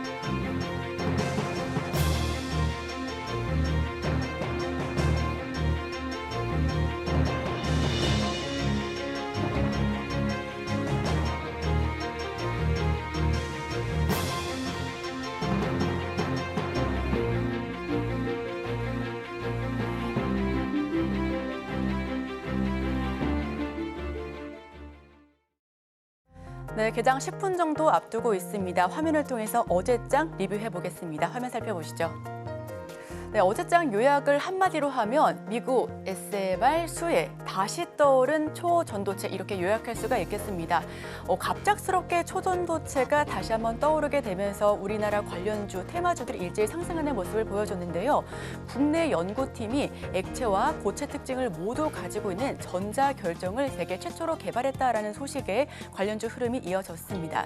자, 또 하나 미국 SMR, 미국 빅테크 업체들이 늘어나는 데이터 수요를 충족하기 위해서 원전에 투자하겠다라는 소식을 전해왔습니다. 그 결과 우리 기업들에게도 전반적으로 온기가 더해지는 모습이었는데요. 다만 두산 에너빌리티 같은 경우는 시외에서 떨어지는 모습을 보였으니까 이 부분까지도 함께 투자 판단에 참고해 주시길 바랍니다. 자, 그렇다면 전일장 지수 상황 한번 짚어보고 넘어가겠습니다. 어제 코스피 지수는 0.04% 소폭 빠지면서 2,609포인트에서 장을 마무리 지었습니다. 코스닥도 하락했죠. 0.1% 하락하면서 765포인트 선에서 종가 형성했는데요. 자, 그렇다면 어제장 외국인과 기관 순매수 순매도 탑5 살펴보도록 하겠습니다. 네, 먼저 외국인부터 살펴보겠습니다. 1위는 KT입니다. 지속적으로 외국인이 담고 있다라는 부분 참고하실 수가 있겠습니다. 3분기 호실적과 더불어서 밸류업에 대한 기대감이 함께 남아있다라는 부분까지도 함께 살펴볼 수가 있겠고요. 2위는 한국가스공사, 3위는 대한항공입니다. 대한항공 3분기 실적 굉장히 잘 나올 것으로 기대감이 모아지고 있습니다. 이에 증권가에서는 목표 주가를 일제히 올려잡고 있는 모습이고요. 4위 CJ E&M. 사실 CJ E&M 같은 경우는 이번 3분기 실적은 다소 부진할 전망입니다. 이 부분과 관련해서는 음원 실적 부진에 따른 여파로 풀이가 되고 있는데요. 이번 엔터사들이 상반기 내내 좋지 않은 모습을 보임에 따라서 이번 4분기가 실적에 대한 변곡점이 될 수 있다는 부분까지도 함께 참고해 보시면 좋겠습니다. 5위는 현대홈쇼핑이 차지했습니다. 자, 이제 기관으로 넘어가 보겠습니다. 1위는 삼성전자. 외국인이 26거래일 내내 파는 모습이었는데 이번에는 기관이 사줬습니다. 삼성전자 같은 경우는 어제장에서 12나노급 24메가바이트 정도 기가바이트의 디램, 그래픽용 디램을 개발했다는 소식이 더해지면서 다시 한번 기대감을 모아주고 있는데요. 다만 HBM3E 퀄테스트와 관련해서는 우려감이 아직까지는 공존하고 있는 상황입니다. 자, 2위는 두산 에너빌리티입니다. 어제 말씀드렸다시피 미국 쪽에서 원전 투자에 대한 의견을 밝히면서 우리나라 기업들 전반적으로 상승 흐름을 보여줬습니다. 두산 에너빌리티 역시 9% 넘는 급등세로 종가 형성했는데요. 다만 시간 외에서 좀 빠졌다라는 점에서 오늘 시초가 어떻게 형성될지 함께 살펴보시면 좋겠습니다. 자, 3위는 SK하이닉스입니다. 이번 3분기 실적 굉장히 잘 나올 것으로 선방할 것으로 기대감이 모아지고 있습니다. 그 중심에는 HBM이 있다라는 점도 함께 참고해 보셔도 좋을 것 같고요. 4위는 현대모비스. 유럽 슬로바키아의 전기차 전기차 핵심 부품을 구축할 것이다라고 하는 부분에 상승 흐름을 크게 타고 있는데 이와 관련해서 기관이 좀 담고 있다라는 모습 함께 살펴보시면 좋겠습니다. 5위는 하이브입니다. 하이브 어제장에서 6% 넘게 오르면서 장을 마무리 지었습니다. 기관이 담고 있다라는 부분 투자 판단에 참고해 주시길 바랍니다. 자, 이번에는 좀 덜어간 종목들 한번 살펴볼 텐데요. 외국인과 기관 순매도한 종목들 살펴보도록 하겠습니다. 1위는 SK텔레콤입니다. 외국인이 KT는 계속해서 담고 있는 모습을 보여주고 SK텔레콤과 LG유플러스는 덜어가고 있는 모습을 기록하고 있는데요. 2위는 한국전력이고요. 3위는 TA항공입니다.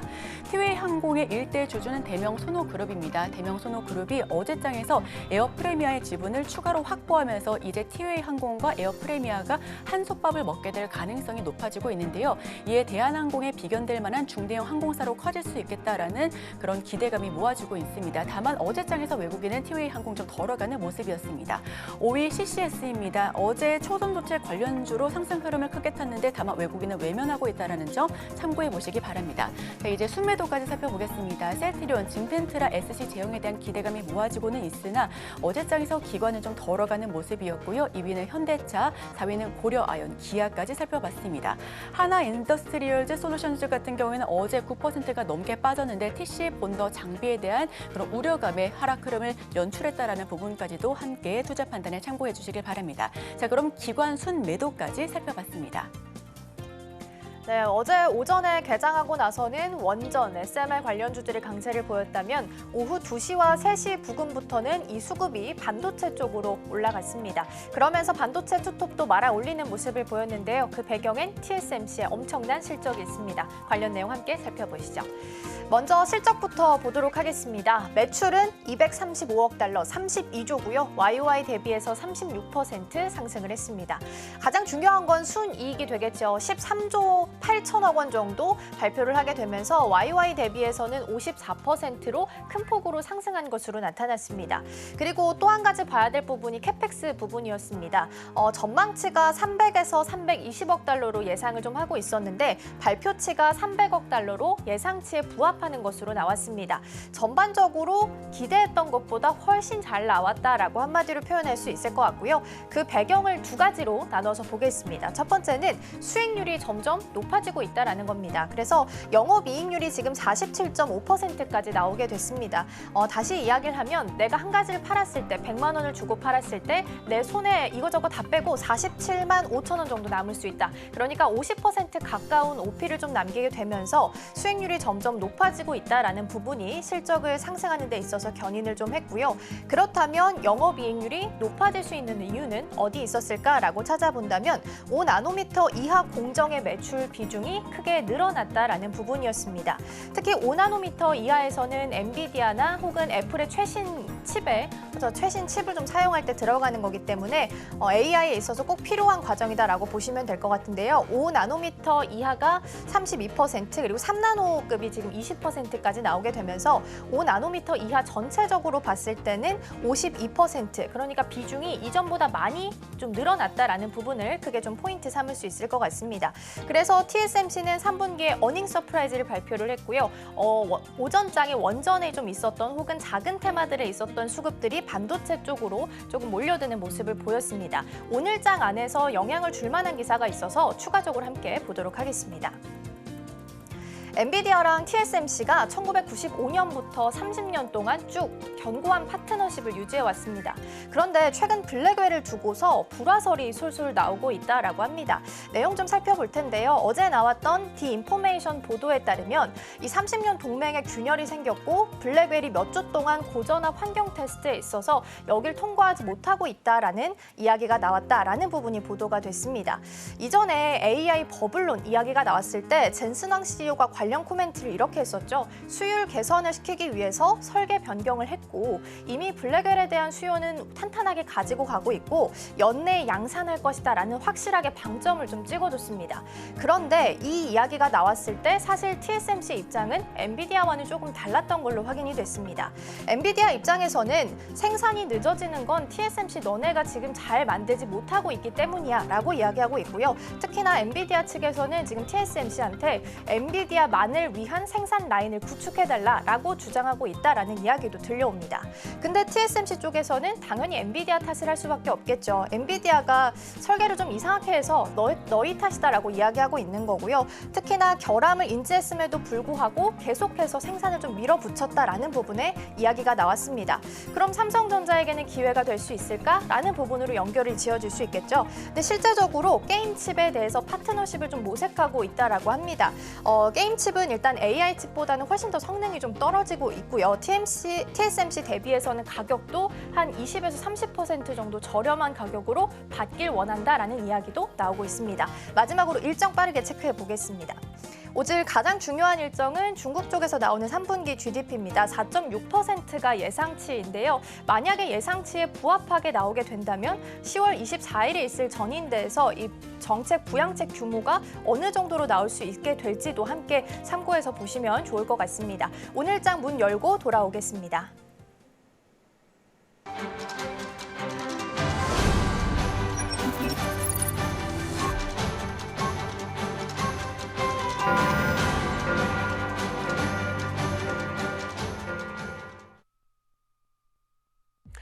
네, 10월 18일 금요일 문이 힘차게 열었습니다. 일단 간밤에 있었던 미증시에서는 다우지수가 다시 한 번 더 고점을 높여가는 모습을 보여줬습니다.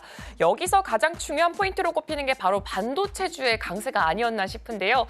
TSMC의 호실적에 힘입어서 엔비디아 그리고 AMD가 이거를 연속해서 1%가 넘어가는 그런 상승세를 나타내기도 했습니다. 그렇기 때문에 우리 시장 안에서도 오늘 반도체주의 흐름이 굉장히 기대가 될 수밖에 없는 부분입니다. 그렇다면 어떻게 진행되고 있는지 지금 바로 개장 상황 열어보도록 하겠습니다. 네, 오늘은 일단 코스피, 코스닥, 양시장 모두 다 빨간불로 출발하고 있습니다. 코스피 같은 경우에는 0.26% 상승하면서 2,616포인트 선에서 출발하고 있고요. 코스닥은 0.08% 다만 소폭 상승세를 보여주고 있습니다. 765포인트 선에서 현재 개장하고 있습니다. 이어서 시가총액 상위 종목들의 흐름도 한번 체크해 보도록 하겠습니다. 일단 예상대로 오늘 삼성전자가 조금 이 강한 모습 보여주고 있습니다. 0.34% 올라가면서 59,900원 선에서 현재 거래가 진행되고 있지만 반면에 SK하이닉스 같은 경우에는 현재 0.15% 오히려 소폭 떨어지는 모습을 보여주고 있습니다. 일단 삼성전자는 이슈가 하나 존재합니다. 업계 최초로 12나노급으로 24GB GDDR7 D램에 대해서 개발을 완료했다라는 소식이 어제 들려왔습니다. 일단 업계 최고 사양을 구현한 제품이고요. PC와 게임 콘솔 등 이제 기존 그래픽에 있는 D램에서 그 응용처를 넘어서서 AI 워크스테이션 그리고 데이터 센터 등 이 고성능 제품이 필요로 곳에도 들어간다라는 소식이 들렸습니다. 이로 인해서 주가가 조금 더 탄력적인 움직임을 보여주고 있는 것으로 보여지고 있습니다. 그리고 TSMC의 영향으로 오늘 우리 반도체주 굉장히 출발이 좋지 않을까 했지만 반면에 SK하이닉스는 0.15% 떨어지는 모습 모습이 보여져 있고요. LG 에너지솔루션 같은 경우에는 어제 좀 약한 흐름이 나타났습니다. 하지만 그래도 잇따른 대규모 수주로 인해서 계속해서 좋은 흐름 오늘 이어가고 있습니다. 삼성 바이오로직스 같은 경우에도 현재 업계 최초로 매출 4조 원 클럽을 지금 눈앞에 두고 있습니다. 지금 오늘도 좋은 흐름 가져가고 있고요. 0.49% 상승 출발하고 있습니다. 그리고 현대차 같은 경우에는 0.85%로 지금 코스피 시가총액 1위부터 5위 안에서 굉장히 강한 모습을 보여주고 있습니다. 일단 부품을 내재화를 하면서 계열사 공급의 이 리스크로부터 조금 더 해방을 되겠다라는 소식을 좀 발표를 하기도 했고요. 그리고 계열사 자체가 일본의 도요타 자동차와 협력을 해서 휴머노이드를 개발하겠다라는 소식까지 들려오면서 어느 정도 주가가 탄력적인 움직임을 보여지고 있는 것으로 풀이되고 있습니다. 이어서 코스닥 시가총액 상위 종목들도 확인해 보겠습니다. 어제는 정말 지지부진한 흐름을 보여줬던 게 바로 우리 코스닥 시장이 아니었나 싶은데요. 오늘은 2차 전지 쪽을 필두로 해서 굉장히 좋은 흐름을 나타내고 있습니다. 일단 알테오젠은 어제 이어서 오늘도 소폭의 하락세로 출발하고 있습니다. 0.39% 하락하는 모습을 보여주고 있지만 에코프로 BM과 에코프로는 반면에 오늘은 올라와서 출발을 하고 있습니다. 에코프로 BM은 0.24%, 에코프로는 0.12% 상승 출발하고 있습니다. HLB도 오랜만에 상승 출발하는 모습 보여지고 있고요. 0.29% 상승하면서 69,900원 선에서 출발하고 있습니다. 반면 리가켄바이오 같은 경우는 0.24%가 현재 빠진 모습을 나타내고 있습니다. 그렇다면 오늘 우리 시장 속에서 과연 어떤 종목들이 어떤 흐름을 이어가고 있는지도 확인해 보도록 하겠습니다. 네, 일단 전반적으로는 상승 종목과 하락 종목이 어느 정도는 비등비등한 모습을 보여주고 있는데 지금 자세하게 한번 열어보도록 하겠습니다. 전자기술 섹터부터 확인해 보도록 하겠습니다. 삼성전자는 0.5% 올라오면서 6만 전자를 다시금 회복하는 모습을 보여줬습니다. 반면에 SK하이닉스 같은 경우는 낙폭을 조금 더 키워내고 있는 모습으로 보여지고 있고요. 이수페타시스 같은 경우에도 2.96%로 낙폭을 가장 크게 그려내고 있습니다. 그리고 하나시스템 같은 경우에는 현재 0.16% 상승하는 모습이 보여지고 있고요. 한화솔루션 같은 경우에는 현재 0.24% 상승 출발하고 있습니다. 일단은 석유화학 쪽에서 업종이 좀 불황이 전망이 된다라는 증권가의 소식이 있었지만 그래도 계속해서 좋은 흐름을 가져가고 있는 것으로 보여지고 있습니다. 그럼 이어서 다른 섹터들도 한번 열어보도록 하겠습니다. 다음 섹터는 제조업 쪽으로 한번 확인해 보도록 하겠습니다. 제조업 하면은 가장 어제장에서도 두드러졌던 게 원전 관련주들이 아닐까 싶은데요. 일단 두산에너빌리티는 원전 테마로 강하게 엮여 있습니다. 어제도 강세를 나타냈고 오늘도 여전히 0.47%로 기분 좋은 흐름으로 출발하고 있습니다. 이어서 한미반도체는 2.32%로 굉장히 큰 폭의 낙폭을 보여줬습니다. 한미반도체의 실적이 어제 발표가 됐는데 시장의 예상치 그보다를 더 뛰어넘는 호실적을 냈습니다. 이로 인해서 어제장에서 굉장히 강세를 보였는데 오늘 같은 경우는 어느 정도 차익 실현 매물이 출회되고 있는 것으로 나타내지고 있습니다. 그리고 현대로템 같은 경우는 실적 자체가 3분기가 컨센을 좀 상회할 것이다라는 전망치가 굉장히 긍정적으로 나오고 있는 부분이 있고요. 그리고 올해 내에 이제 폴란드 K2 전차에 대해서 계약까지도 현재 이야기가 나오고 있는 만큼 0.89% 좋은 모습이 보여지고 있습니다. 그리고 삼성중공업 같은 경우는 현재 0.49%, 0.5%가량 빠지고 있고요. 두산밥캡은 6.84%로 이 섹터 내에서 굉장히 큰 움직임을 나타내고 있습니다. 한화오션은 0.6% 빠지고 있고 에코프로 BM은 개장 당시에는 상승 출발했지만 현재 0.06% 굉장한 소폭 하락 전환을 한 상태입니다. 그리고 이어서 굉장히 다양한 종목들에서는 혼조세가 현재 연출이 되고 있습니다. 이어서 다음 섹터들도 확인해 보도록 하겠습니다. 네, 다음 섹터는 금융 쪽으로 확인해 보도록 하겠습니다. 금융주 오늘은 정말 몇몇 종목을 제외하고는 모두 다 상승 출발하는 분위기를 자아내고 있습니다. 일단은 은행들의 기업 가치 재고 노력이 점점 더 강화가 되고 있다라는 소식에 지주사들이 어제 좀 움직임을 보였습니다. KB금융지주도 마찬가지로 0.64% 움직이고 있고요. 우리금융지주 그리고 대부분의 종목들 움직이고 있지만 신한금융지주 같은 경우는 현재 0.18% 하락 하락 전환한 모습이 나타내지고 있습니다. 그리고 SK스퀘어 같은 경우는 2%대 강한 상승 흐름을 보여주고 있는데요. 일단 미국 헤지펀드와 밸류업에 대해서 논의를 했다라는 소식이 어제 들려왔기 때문에 오늘 그 소식을 좀 받아들이면서 2% 흐름 나오고 있습니다. 하나금융지주도 마찬가지로 잘 가고 있고요. JB금융지주는 0.17% 하락하고 있습니다. 그리고 카카오뱅크도 오늘은 좀 좋은 흐름 보여주고 있습니다. 이어서 다음 섹터들도 확인해 보도록 하겠습니다. 다음 섹터로는 의료기술 쪽으로 확인해 보도록 하겠습니다. 어제도 좋았던 게 이제 제약바이오 그 안에서도 비만 치료제 테마탄 형성해서 잘 갔습니다. 오늘 같은 경우에는 일단 유한양행도 현재 0.52% 올라오고 있고요. 셀트리온도 0.37% 올라오는 모습을 보여주고 있습니다. 그리고 한미약품 같은 경우는 이 중 가장 큰 폭의 상승세 4.97%로 5% 가까운 상승세를 보여주면서 현재 비만 치료제로 어느 정도 카테고리가 엮여있는 종목들은 잘 가는 흐름을 보여주고 있습니다. 반면에 HLB라던가 SK바이오팜, 삼천당제약, 리가켄 바이오사이언스 같은 경우에는 어느 정도 낙폭을 보이는 모습을 보여주면서 이 제약바이오 안에서는 혼조세가 연출이 되고 있습니다. 이어서 다음 섹터들도 확인해 보도록 하겠습니다. 네, 다음 섹터는 프로세스 산업 쪽으로 확인을 해보도록 하겠습니다. 2차 전지와 관련된 종목들이 가장 많이 차지를 하고 있고요. 공정산업 파트로 봐주시면 좋을 것 같습니다. 일단 에코프로 형제들 굉장히 다시금 상승 전환을 한 모습이 보여지고 있습니다. 현재 개장 직후부터 오락가락하는 모습을 보여주고 있는데 에코프로 머티는 0.53%, 에코프로는 0.37% 상승하고 있습니다. 금양 같은 경우에도 현재 이렇게 0.9%로 1% 가까운 상승폭을 보여주고 있고요. SKC도 잘 가고 있습니다. LG화학 같은 경우에는 화장품 시장에 진출한다라는 소식이 들렸고요. 현재는 보합권 흐름 나타내지고 있습니다. 이어서 다음 섹터들도 확인해 보도록 하겠습니다.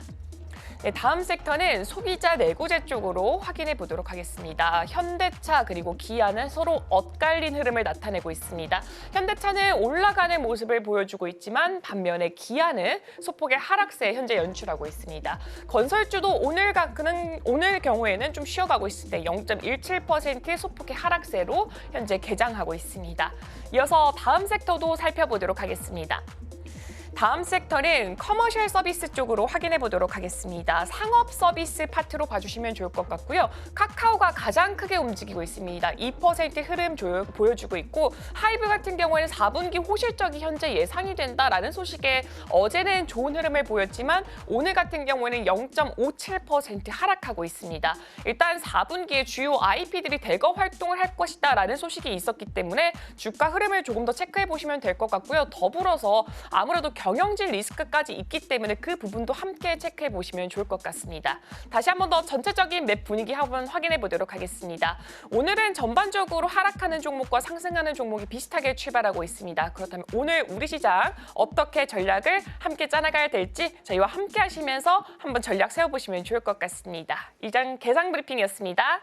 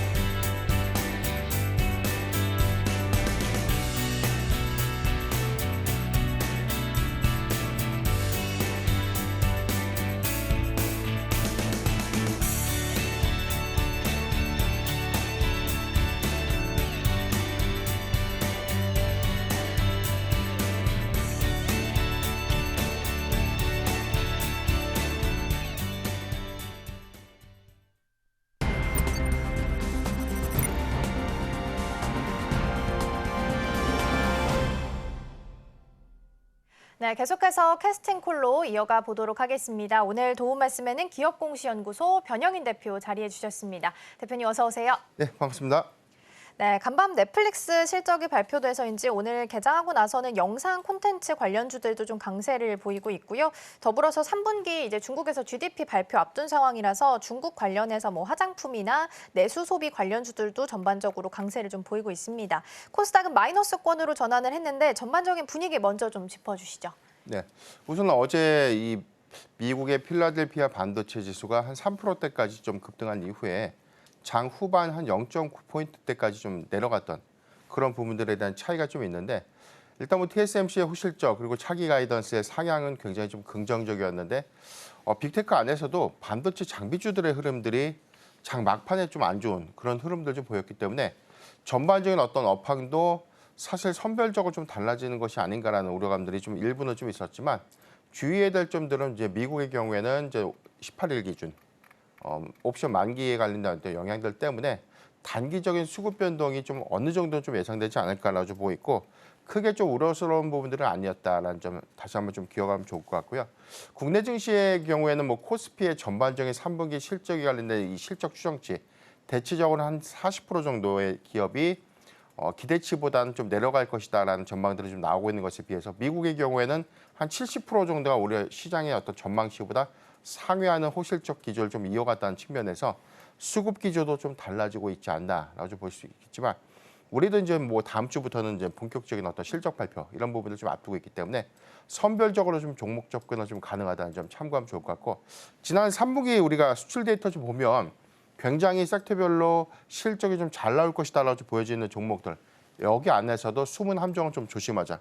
특히나 우리가 뭐 흔히 뭐 올해 3분기의 실적 기대치가 좀 높았던 뭐 반도체 장비주, 조선방산 그리고 화장품 같은 경우도 뭐 크게는 뭐 디스플레이까지 좀 이어질 수 있는데 중요한 포인트는 여기서 모든 섹터의 실적이 다 좋다가 아니라 섹터 안에서도 좋은 종목과 실적이 피크가 될 수 있는 어떤 우려감들.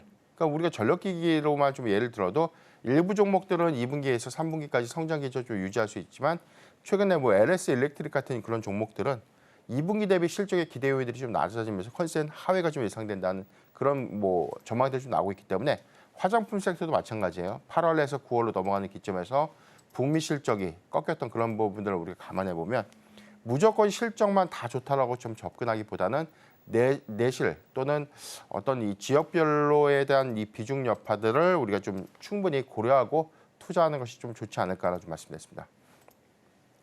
네, 전반적인 분위기 먼저 좀 짚어봤습니다. 오늘 반도체 투톱 흐름을 먼저 체크를 해보니까 삼성전자가 0.34% 그리고 SK하이닉스가 1.9%로 좀 크게 빠지고 있습니다. 어제 사실 TSMC 실적이 발표가 되고 SK하이닉스는 그래도 조금 더 3%대 강세 보이면서 마무리를 했는데 전반적으로 봤을 때 실적은 잘 나왔잖아요. 근데 네. 반응이 막 그렇게 크다라기보다는 꿈틀 정도였는데 오늘 반응도 사실 크지 않고 SK하이닉스는 오히려 좀 밀리고 있습니다. 아쉽기도 한데 이 정도면 어떻게 평가를 내릴 수 있는 건지 또 앞으로 방향성은 또 어떻게 잡아가면 좋을지도 궁금하거든요. 우선 뭐 시장의 기대치들 특히나 뭐 반도체 수급에 관련된 우려감들은 좀 있었지만 이게 일부분의 긍정적인 지표가 있지만 또 반대적인 부분은 미국의 정책 기조죠. 반도체 수출 기조가 반도체 수출에 관련된 라이선스, 그러니까 즉 수출에 대한 허가 요건들을 조금 더 규제하겠다. 지금 중국에 대한 이 AI 칩에 대한 규제 강도를 좀 더 강화시키는 어떤 전략들이 중국만 좀 국한된 것이 아니라 이제 중동으로 좀 이어질 수 있는 부분들이 있는데 아직 뭐 확정된 어떤 지역 국가들은 좀 거론되지 못했지만 중동이 좀 유력한 부분들은 과거에 엔비디아 AI 칩을 사실 미국의 초기에 사실 수출 규제를 좀 통제했을 때 중동 지역을 통해서 우회 경로를 통해서 해당되는 어떤 칩이 좀 공급됐던 그런 이력들 때문에 중동에 공급되는 어떤 물량도 제한적인 어떤 공급이 좀 이루어지지 않을까라는 우려감들이 일부는 좀 남아있는데 종국적으로는 다른 국가를 좀 규제하기 위한 목적보다는 중국 그리고 중국과 유사한 좀 결을 보유하고 있는 뭐 동맹 국가들을 좀 제한적인 어떤 칩의 공급으로 좀 이어지지 않을까를 좀 보고 있지만 전체적인 어떤 정책 기조가 사실 뭐 단순하게 칩 공급만 뭐 포함되는 것이 아니라 우방국들이죠. 주요 동맹국들한테도 장비에 관련된 어떤 공급도 제한할 수 있다는 것들이 장기적 관점에서의 관련된 리스크로 좀 부각이 됐고요. 이 부분은 다만 좀 크게 좀 염두하지 않아도 되는 부분들이 엔비디아의 현재 시장 점유율 전체 한 80%를 좀 추산하고 있을 때 이 부분이 사실 후발주였던 뭐 AMD라든가 뭐 인텔 뭐 그 이외에 뭐 많은 이 빅테크 기업들이 AI 칩에 관련된 개발을 현재 굉장히 좀 많이 투자를 좀 하고 있다는 점을 좀 감안해 보면 메모리 3사, 마이크론이라든가 SK하이닉스, 삼성전자 같은 그런 메모리 3사의 경우에는 오히려 악재가 아니라 호재로 좀 인식될 수 있는 측면들 좀 우리가 고려해야 되지 않을까라고 좀 보고 싶습니다. 그러게요. 일단은 TSMC 실적은 너무 잘 나왔지만 그럼에도 불구하고 미국 쪽에서 밀고 있는 정책의 영향 때문에 변화가 좀 생길 수 있겠다라는 부분을 언급을 좀 해주셨습니다. 최근 좀 잘 가고 있는 종목 중에 하나가 현대로템이라서 이 부분도 좀 질문 좀 드려볼게요. 종가상 어제까지 5거래일 연속 상승했고요. 오늘은 강보합이긴 한데 0.15% 상승을 하고 있는 상황입니다. 지금 11월에 MSCI 편입 가능성 높다라는 이야기 나오고 있고 다음 주에 폴란드 대통령이 국빈 방문하는 이 공장도 같이 좀 겸해서 들른다라는 기사들도 나왔습니다. 수주 기대감 당연히 지금 붙어 있는 상황인데 외국인과 기관은 근데 오늘 좀 담지는 않거든요. 그래서 네네. 지금 가격대가 고점인 건지 아니면 접근이 개인 투자자분들도 가능한 구간인 건지도 좀 짚어주시면 좋을 것 같아요. 네, 시총 기준에서는 전일 기준에 한 7조 3천억 원 규모이기 때문에 우리가 이 MSCI의 편입 요건을 한 5조 8천억 원대, 그다음에 유통 기준에서 4조 8천억 원 이상이 좀 된다라고 보면 지금 현재 외형 요건은 충분히 충족이 좀 가능한 부분들이기 때문에 점진적으로 지금 주가 반영을 좀 잘하고 있는 부분들, 이 부분은 오히려 실적이라는 또는 추가적인 하반기 수주라는 관점에서는 우리가 주목해 볼 필요가 있다고 좀 보고 있습니다. 우리가 작년에 좀 체결했던 이 폴란드의 이 계약의 경우는 기본 계약이라고 해서 전체 이 K2 전체 1000여 대 공급 계약이지만 실제 실행 계약, 그러니까 전체 이 기본 계약은 형식적인 어떤 계약의 틀이지만 강제성들로 인한 법적 구속력들은 좀 없어요. 가장 중요한 실적에 좀 연동되는 실행 계약이 한 200대.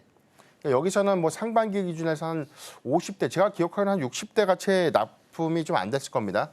아직 한 140문 정도가 좀 추가적으로 좀 공급이 돼야 되기 때문에 이번에 MSPO, 지난 폴란드 MSPO에서 2차 실행 계약이 추가적으로 한 200대에서 300대 정도 거론됐지만 아직까지 좀 추가적인 계약으로 좀 이어지지 못했던 그런 성과들이 노이즈로 좀 작용한 측면도 좀 있는데 이거는 사실 인도량의 시점이 아직은 좀 약간 여유 있는 그런 폼들을 우리가 고려했을 때는 저는 폴란드가 1000대까지는 좀 아니더라도 최장 한 600대까지는 좀 도입이 좀 가능하지 않을까. 그러니까 계약은 저는 시간의 어떤 문제다라 좀 보고 있고 추가적으로 이 주요국이죠. 루마니아라든가 지금 유럽 특히나 동유럽 지역에서에 대한 이 최근에 이 무기 도입과 관련된 검토들 이런 부분들이 계속해서 좀 더 증가되고 있고 검토를 좀 고려하고 있는 요인들을 좀 감안해 보면 현대로템의 경우에는 상반기 그리고 하반기로 이어질 수 있는 수주 기대가 계속해서 좀 이어갈 수 있겠고요. 오히려 지금 MSCI라는 이 편입들은 단기적인 수급이 단계 좀 꺾이지 않는 특성들 좀 고려해 보면 점진적인 우상향, 추가적인 상승이 좀 남아 있는데 한 방이 좀 중요하겠죠. 여기서 수주 계약이 한 번 더 좀 부각되는 어떤 이슈들 좀 주목해 보면 그래도 수주 성과는 좀 굉장히 좀 긍정적이 아닐까 그렇게 좀 보고 있습니다. 네, 현대로템은 그래도 10월 들어서는 5일선 타고 계속 예쁘게 좀 움직이고 있습니다. MSCI 이야기 지금 11월 달 이야기 나오고 있는데 여기 더불어서 지금 현대로템, 미가캠바이오, LIG 넥스원까지 언급되고 있고요. 11월 7일에 발표가 될 예정이니까 패시브 자금이 만약에 된다면 패시브 자금 유입이 될 수 있기 때문에 이에 대한 기대감도 같이 가져가 보셔도 좋을 것 같습니다.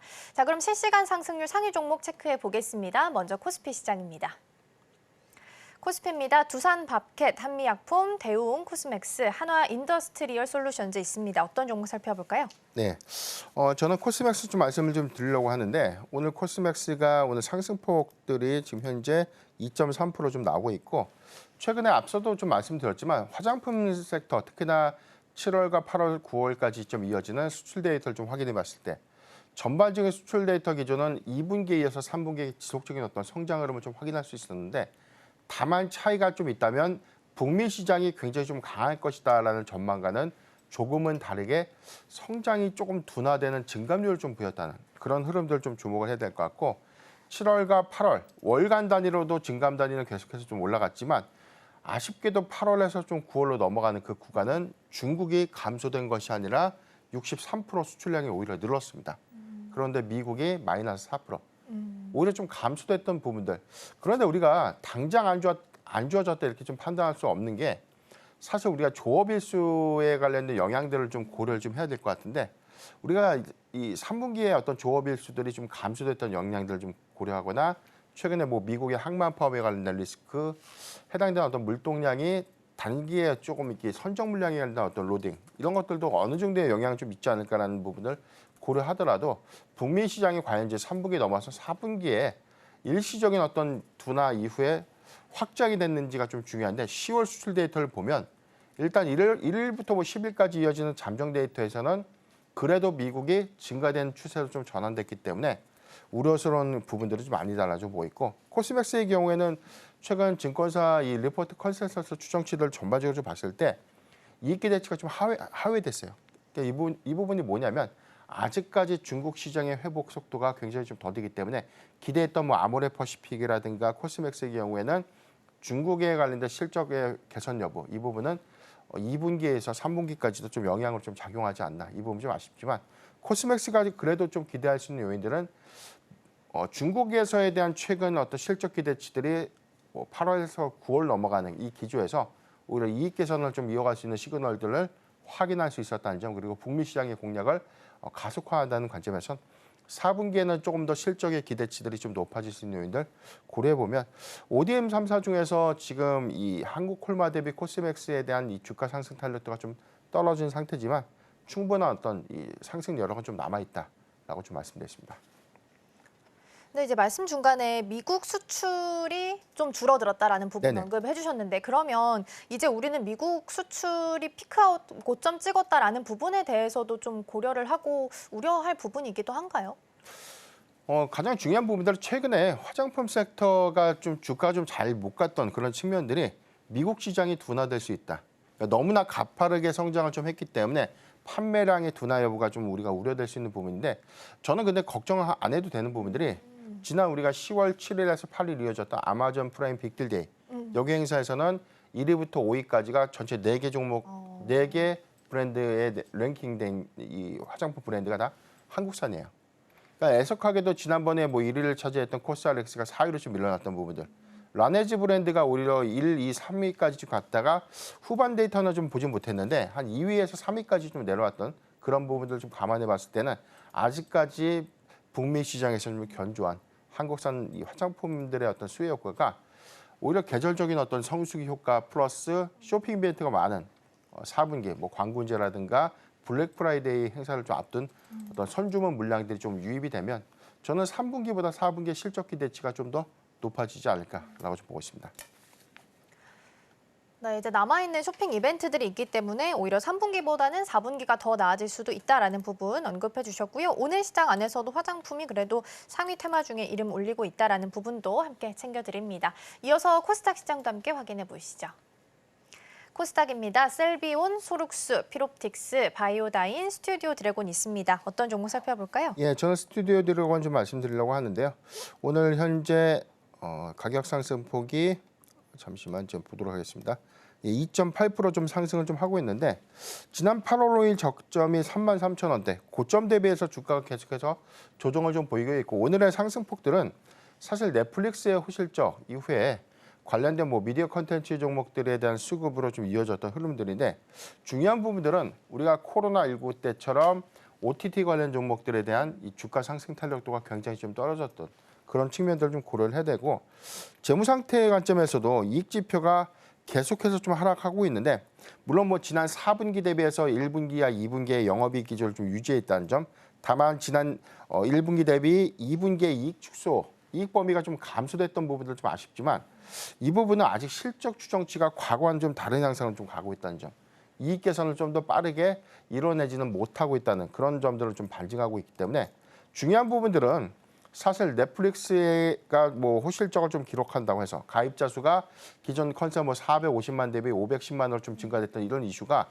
오히려 컨텐츠의 공급량들과 좀 직결되는 어떤 부분들이 좀 아니라면 단순한 어떤 수급 관점의 일회성 수급이 아닐까라고 볼 수 있기 때문에 가장 중요한 거는 실적이 좀 연동되고 컨텐츠의 어떤 이 유입률 내지는 뭐 흥행 기조가 좀 더 중요한 포인트가 되지 않을까라고 좀 보고 있습니다. 네, 코스닥 시장까지 함께 좀 확인을 해봤습니다. 상위 테마들도 함께 좀 볼 텐데요.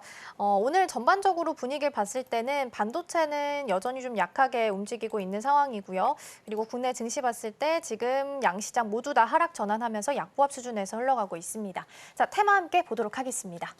첫 번째 테마부터 보겠습니다. 영상 콘텐츠입니다. 앞서서 우리 대표님께서 말씀해 주신 것처럼 넷플릭스가 실적을 발표했는데 호실적을 발표를 했습니다. 가입자 수가 기대보다 훨씬 더 많이 늘었습니다. 507만 명 정도 늘어났다라고 하고요. 오늘 관련해서 개장하고 나서 좀 튀는 종목들 몇 가지 좀 보였습니다. 두 번째 테마 함께 보겠습니다. 두 번째는 반도체입니다. 여전히 우리 시장을 지지해주고 있는 가장 강력한 섹터 중에 하나인데 TSMC 실적 너무 잘 나왔지만 어제 반응이 좀 꿈틀 정도 였고 오늘도 반응이 크지는 않습니다. 이후 좀 체크해 보겠고요. 3번도 함께 보겠습니다. 화장품입니다. 오늘 이제 3시쯤 되면 오전 11시쯤 되면 3분기 GDP 중국 쪽에서 발표가 있을 예정입니다. 예상치가 4.6%인데 여기보다 낮게 나오면 10월 24일에 있을 전인대에서 이 정책 부양책 규모가 훨씬 더 예상보다 커질 수도 있지 않겠느냐라는 이야기도 나오고 있어서 화장품이랑 중국 쪽 내수 소비 관련주들이 오늘 좀 강세 보이고 있는 상황입니다. 자, 그럼 이 중에서 대표님 어떤 테마를 좀 보면 좋을까요? 예, 지금 반도체를 좀 말씀드리려고 하는데 어제 우리가 TSMC, ASML의 어떤 어닝미스 이후 사실 중국향 비중에 관련된 감소 요인들이 내년도 실적 기대치를 좀 낮췄다는 측면에서 업황의 우려감으로 일부 좀 작용을 했었고 중요한 단서는 TSMC가 과연 이 3분기 실적 이후 차기 가이던스를 좀 어떻게 좀 제시할 것인가가 좀 굉장히 중요한 포인트였는데 실적 기조에서는 우리가 3분기 최대 실적 잘 확인을 했었고 이 부분은 잠정 데이터에서 이미 확인했기 때문에 다음 가이던스가 좀 중요했는데 그동안 우리가 TSMC의 결을 봤을 때 지난 1분기에 예측된 실적 발표에서는 오히려 하반기 전망에 대한 이 가이던스를 좀 낮췄다는 그런 경향들 때문에 이번에도 TSMC가 좀 보수적인 가이던스를 좀 제시하지 않을까라는 우려감들이 좀 있었지만 시장의 어떤 이 매출의 경우는 한 6% 정도 좀 상향된 가이던스 좀 제시를 했고요. OPM, 영업이익률이 굉장히 좀 인상적이었는데 추정 대비가 한 55%였지만 이 제시된 이 영업이익률이 한 57에서 59%. 이 부분은 2025년도 전망치인 58%를 최대한 구간에서는 상회하는 부분들이기 때문에 올해보다는 내년도에 대한 OPM 상향률 그리고 가동률도 가장 중요했는데 이번 컨콜에서 좀 언급했던 전체 3분기 가동률이 78%였는데 내년도 가동 상향률이 한 86%. 그러니까 굉장히 좀 일감이 좀 많아진다는 부분인데 우리가 좀 우려했던 반도체 업황, 반도체 겨울이 온다라는 어떤 결과는 좀 다르게 아직까지는 견조한 AI 수요가 내년까지 그리고 그 다음에까지 좀 이어질 수 있는 어떤 자신감으로 좀 표현된 것이 아닌가라고 좀 보십니다. 오늘 전반적인 시총 상위 종목에서 SK하이닉스라든가 삼성전자 오늘 좀 약세 전환을 좀 하고 있고 특히 SK하이닉스가 2.6%대 좀 하면서 좀 하락폭 좀 키우고 있는 그런 부분들이 있지만 삼성전자 대비 최근에 SK하이닉스의 주가 상승 탄력도가 상대적으로 좀 높았던 점을 좀 감안을 해야 될 것 같고요. 오늘 한미반도체가 어제 어닝 서프라이즈 좀 기록했는데 오늘 리포트에서는 그래도 긍정적인 실적이라든가 업황이 좀 기대된다라고 좀 언급을 했지만 TP를 내렸어요. 그러니까 이 부분에 대한 결은 아직 리포트가 오전에 나왔기 때문에 좀 확인을 못 해봤지만 전반적인 내년도 사이클에 대한 우려감들을 좀 일부 좀 반영시킨 것이다라고 좀 보고 있고 너무 우리가 좀 보수적으로 해당되는 업황을 좀 바라볼 필요는 없다라고 좀 보십니다. 선행 사이클 관점에서는 우리가 반도체 업황의 경우에는 6개월에서 9개월 정도를 좀 선행해서 주가에 좀 반영하는 그런 경향들이 있는데 내년도 하반기에 일어날 일을 지금 걱정해서는 좀 안 된다라고 좀 보고 있고 그것도 내년 가봐야 하는 거죠. 그러니까 이런 관점을 보면 최근에 반도체 업황에 관련된 어떤 시각이라든가 우려감들 특히나 삼성전자의 어떤 실적 발표도 지금 추정치에 대비해서는 아직 반도체 사업 부분에 대한 확정 실적이 발표되지 못했지만 지금 SK하이닉스의 전반적인 영업이익 컨센이 한 6조 중반 나오고 있고 삼성전자가 DS 부분에서 한 4조 원대 중후반 이렇게 좀 예상되고 있기 때문에 이번에는 메모리 반도체 부분에서 SK하이닉스가 삼성전자를 좀 제쳤다라는 이야기들 이 부분이 삼성전자에 마치 좀 큰일이 좀 일어난 것처럼 지금 이야기를 하고 있는데 중요한 단서가 사실 장사를 못해서가 아니라 3분기에 이 영업이익이 좀 감소됐던 원인들은 일회성 비용 한 2조 정도가 좀 반영되는 아마 제 생각에는 지금 파운드리 적자에 관련된 손실이 이번 3분기에 좀 반영되는 그런 효과들 때문이지 4분기는 오히려 실적의 기저효과 때문에 더 상향될 수 있는 포인트를 우리가 더 주목해 볼 필요가 있다라고 좀 말씀드렸습니다. 네, 일단 TSMC 입장에서는 가동률이 높아진다라고 발표를 했고 그러니까 자신감 있게 또 2나노 이하에서 가격을 또 인상하지 않았을까라는 생각도 좀 들긴 합니다. 지금 앞서서 제가 이제 개장하기 전에 브리핑했을 때 엔비디아랑 TSMC 30년간 그 견고했던 동맹에 뭐 금이 가고 있다라는 기사가 있어서 좀 브리핑을 드렸습니다. 그래서 삼성전자랑 게임칩에 대해서 파트너십을 모색하고 있다. 근데 TSMC보다 가격은 한 20에서 30% 저렴하게 요구를 하고 있다라고 하는데 실제적으로 만약에 이렇게 균열이 가면 삼성전자가 수혜를 받을 수 있는 부분이 있는 거예요? 좀 냉정하게 좀 말씀드리지만 절대 균열이 갈 수는 없습니다. 이 동맹 체제는 굳건할 수밖에 없는 게 저도 사실 그랬으면 좋겠어요.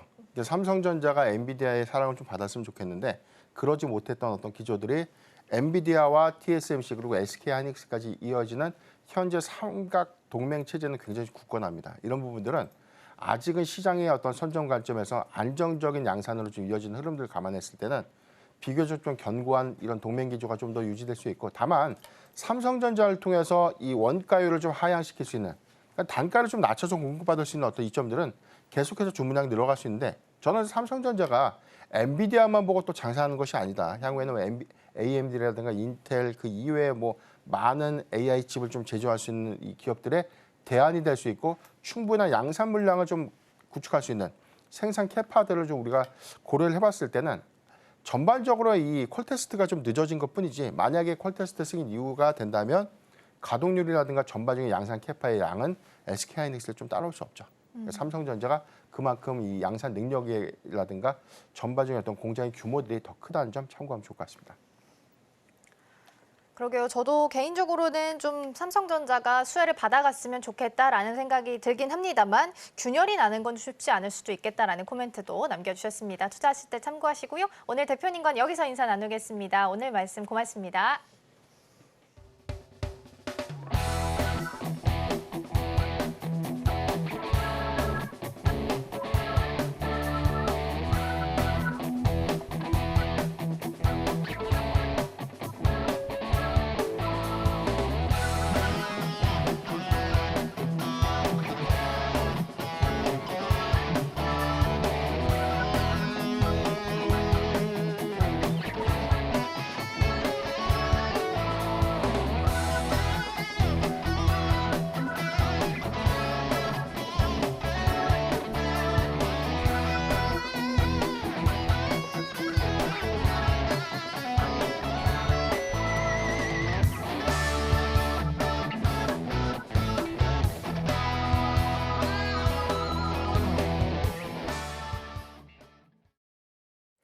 네, 지금 이 시각 시장 상황 바로 확인해 보도록 하겠습니다. 일단 개장 자체는 양지수 모두 다 상승 출발했습니다. 하지만 중간에 어느 정도 하락세를 보여지는 것 같은데 지금 바로 지수부터 확인해 보도록 하겠습니다. 일단 코스피, 코스닥 모두 다 현재 하락 전환을 했습니다. 코스피 같은 경우 0.17%로 소폭 내려가는 모습 보여지고 있고요. 코스닥은 0.8%로 어느 정도 낙폭을 조금 더 키워가고 있는 모습으로 나타나고 있습니다. 그럼 이어서 투자자별 수급 동향까지 한번 확인해 보도록 하겠습니다. 일단 현재 코스피 시장 안에서는 개인이 가장 매물을 크게 담아냈습니다. 1,099억 원을 현재 담아내고 있고 기관 같은 경우에도 이거를 연속해서 매수세 이어가고 있습니다. 하지만 외국인이 어느 정도 매물을 가장 크게 출회를 하는 모습이 보여지고 있는데 3거래를 연속해서 지금 매도세 이어가고 있습니다. 이어서 코스닥도 한번 살펴보도록 하겠습니다. 코스닥에서는 마찬가지로 개인이 현재 매수 우위를 점하고 있는데요. 개인 같은 경우에는 5거래를 연속해서 매수세를 이어가고 있고요. 반면에 기관은 5거래를 연속해서 지금 매도세하고 있습니다. 반면 외국인 같은 경우에는 어제는 매수 포지션이었지만 오늘은 지금 매도 전환을 한 상태입니다. 그렇다면 지금 우리 시장 속에서 움직이는 종목들도 한번 확인해 보도록 하겠습니다. 네, 먼저 전자기술 파트 쪽으로 확인해 보도록 하겠습니다. TSMC로 인해서 우리 오늘 시장 안에서 반도체가 가장 강하게 가지 않을까라고 했지만 그 영향은 미비한 것으로 나타났습니다. 삼성전자는 현재 59,600원으로 지금 어제만큼 떨어져 있는 상태로 보여지고 있습니다. 그리고 SK하이닉스는 2.81%로 낙폭을 조금 더 키워나가고 있고요. 여기에 더해서 지금 이수페타시스도 그렇고 뭐 대부분 종목들이 현재 떨어지고 있는 모습으로 나타나고 있습니다. 일단 여기서 좀 주목해 봐야 될 게 한미 반도체가 어제는 강했지만 오늘은 좀 약한 모습을 보여주고 있다라는 점인데요. 일단 HBM의 설계 변경으로 인해서 아무래도 일시적으로 매출이 좀 감소할 것이다라는 전망이 나오면서 오늘 어느 정도 매물이 빠지고 있는 모습으로 나타나고 있습니다. 이어서 다음 섹터들도 확인해 보도록 하겠습니다. 네, 다음 섹터는 그래도 어느 정도 초록불이 많이 들어와 있고 또 상승불이 어느 정도 크게 드러나와 있는 테크놀로지 서비스 쪽으로 확인해 보도록 하겠습니다. 여긴 대부분 어느 정도 이제 전자 쪽 그리고 인터넷 쪽 관련 종목들이 많이 차지를 하고 있고요. 일단 네이버 같은 경우에는 1% 가까운 상승폭을 그려내고 있습니다. 일단 증권사에서 하반기가 좀 양호할 것이다라는 전망이 나오기도 했고요. 더불어서 인공지능 수출로 인해서 신성장 동력까지도 마련이 됐다라는 소식이 들려왔습니다. 그리고 오늘은 크래프톤 잘 가고 있습니다. 게임주 전반적으로 잘 가고 있고요. 크래프톤 마찬가지로 현재 호실적 전망이 나오고 있고요. 신작에 대한 기대감도 크게 들어가 있는 모습입니다. 시프트업도 0.86%, NC소프트가 1%대 상승 보여지고 있고요. 반면 넷마블 같은 경우에는 현재 0.68% 떨어지는 모습 나타내고 있습니다. 이어서 다음 섹터들도 한번 확인해 보도록 하겠습니다. 다음 섹터는 프로세스 산업 쪽으로 확인해 보도록 하겠습니다. 2차 전지 관련주 쪽에서 좀 많이 볼 수 있는 종목들이 자리를 하고 있습니다. 금양은 마찬가지로 0.8% 현재 떨어지고 있고요. SKC도 개장과 마찬가지로 현재 하락폭 이어가고 있습니다. 포스코 퓨처엠은 0.43% 올라오고 있고요. LG화학은 개장 때는 보합이었지만 현재 하락세 이어가고 있습니다. 그리고 에코프로 머티 같은 경우는 0.53%, 에코프로는 0.12% 이쪽 섹터 안에서 그래도 움직이는 모습을 보여주고 있습니다. 그럼 전반적으로 맵을 크게 열어서 지금 상승하는 종목들, 하락하는 종목들 확인해 보겠습니다. 아무래도 반도체 관련주 쪽에서 오늘 약세가 두드러지면서 지수의 하방 압력을 가하고 있는 것으로 보여지고 있습니다. 과연 시장 마무리까지 어떻게 진행될지 함께 체크해 보시면 좋을 것 같습니다. 지금까지 시장 상황 알아봤습니다. 네, 오늘 우리 시장은 간밤 뉴욕 증시가 호조를 보였음에도 불구하고 약보합세로 전환하면서 흘러가고 있습니다. 특히나 아시아 통화가 전반적으로 약세고요. 강달러 현상이 이어지게 되면서 외국인 투자자 여전히 양시장에서 매도 포지션으로 찍혀 있습니다.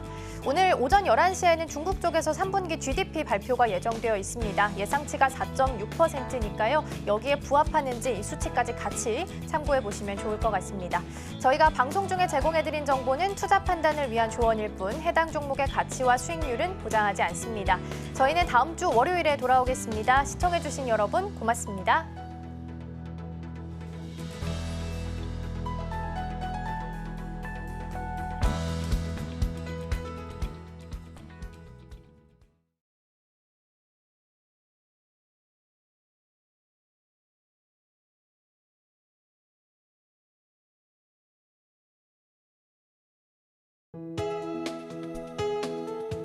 본 방송에서 제공하는 투자 정보는 투자 판단에 대한 조언입니다. 방송에서 제공하는 주식의 가치, 가격 상승 및 하락에 대해서는 방송사에서 보장하지 않습니다.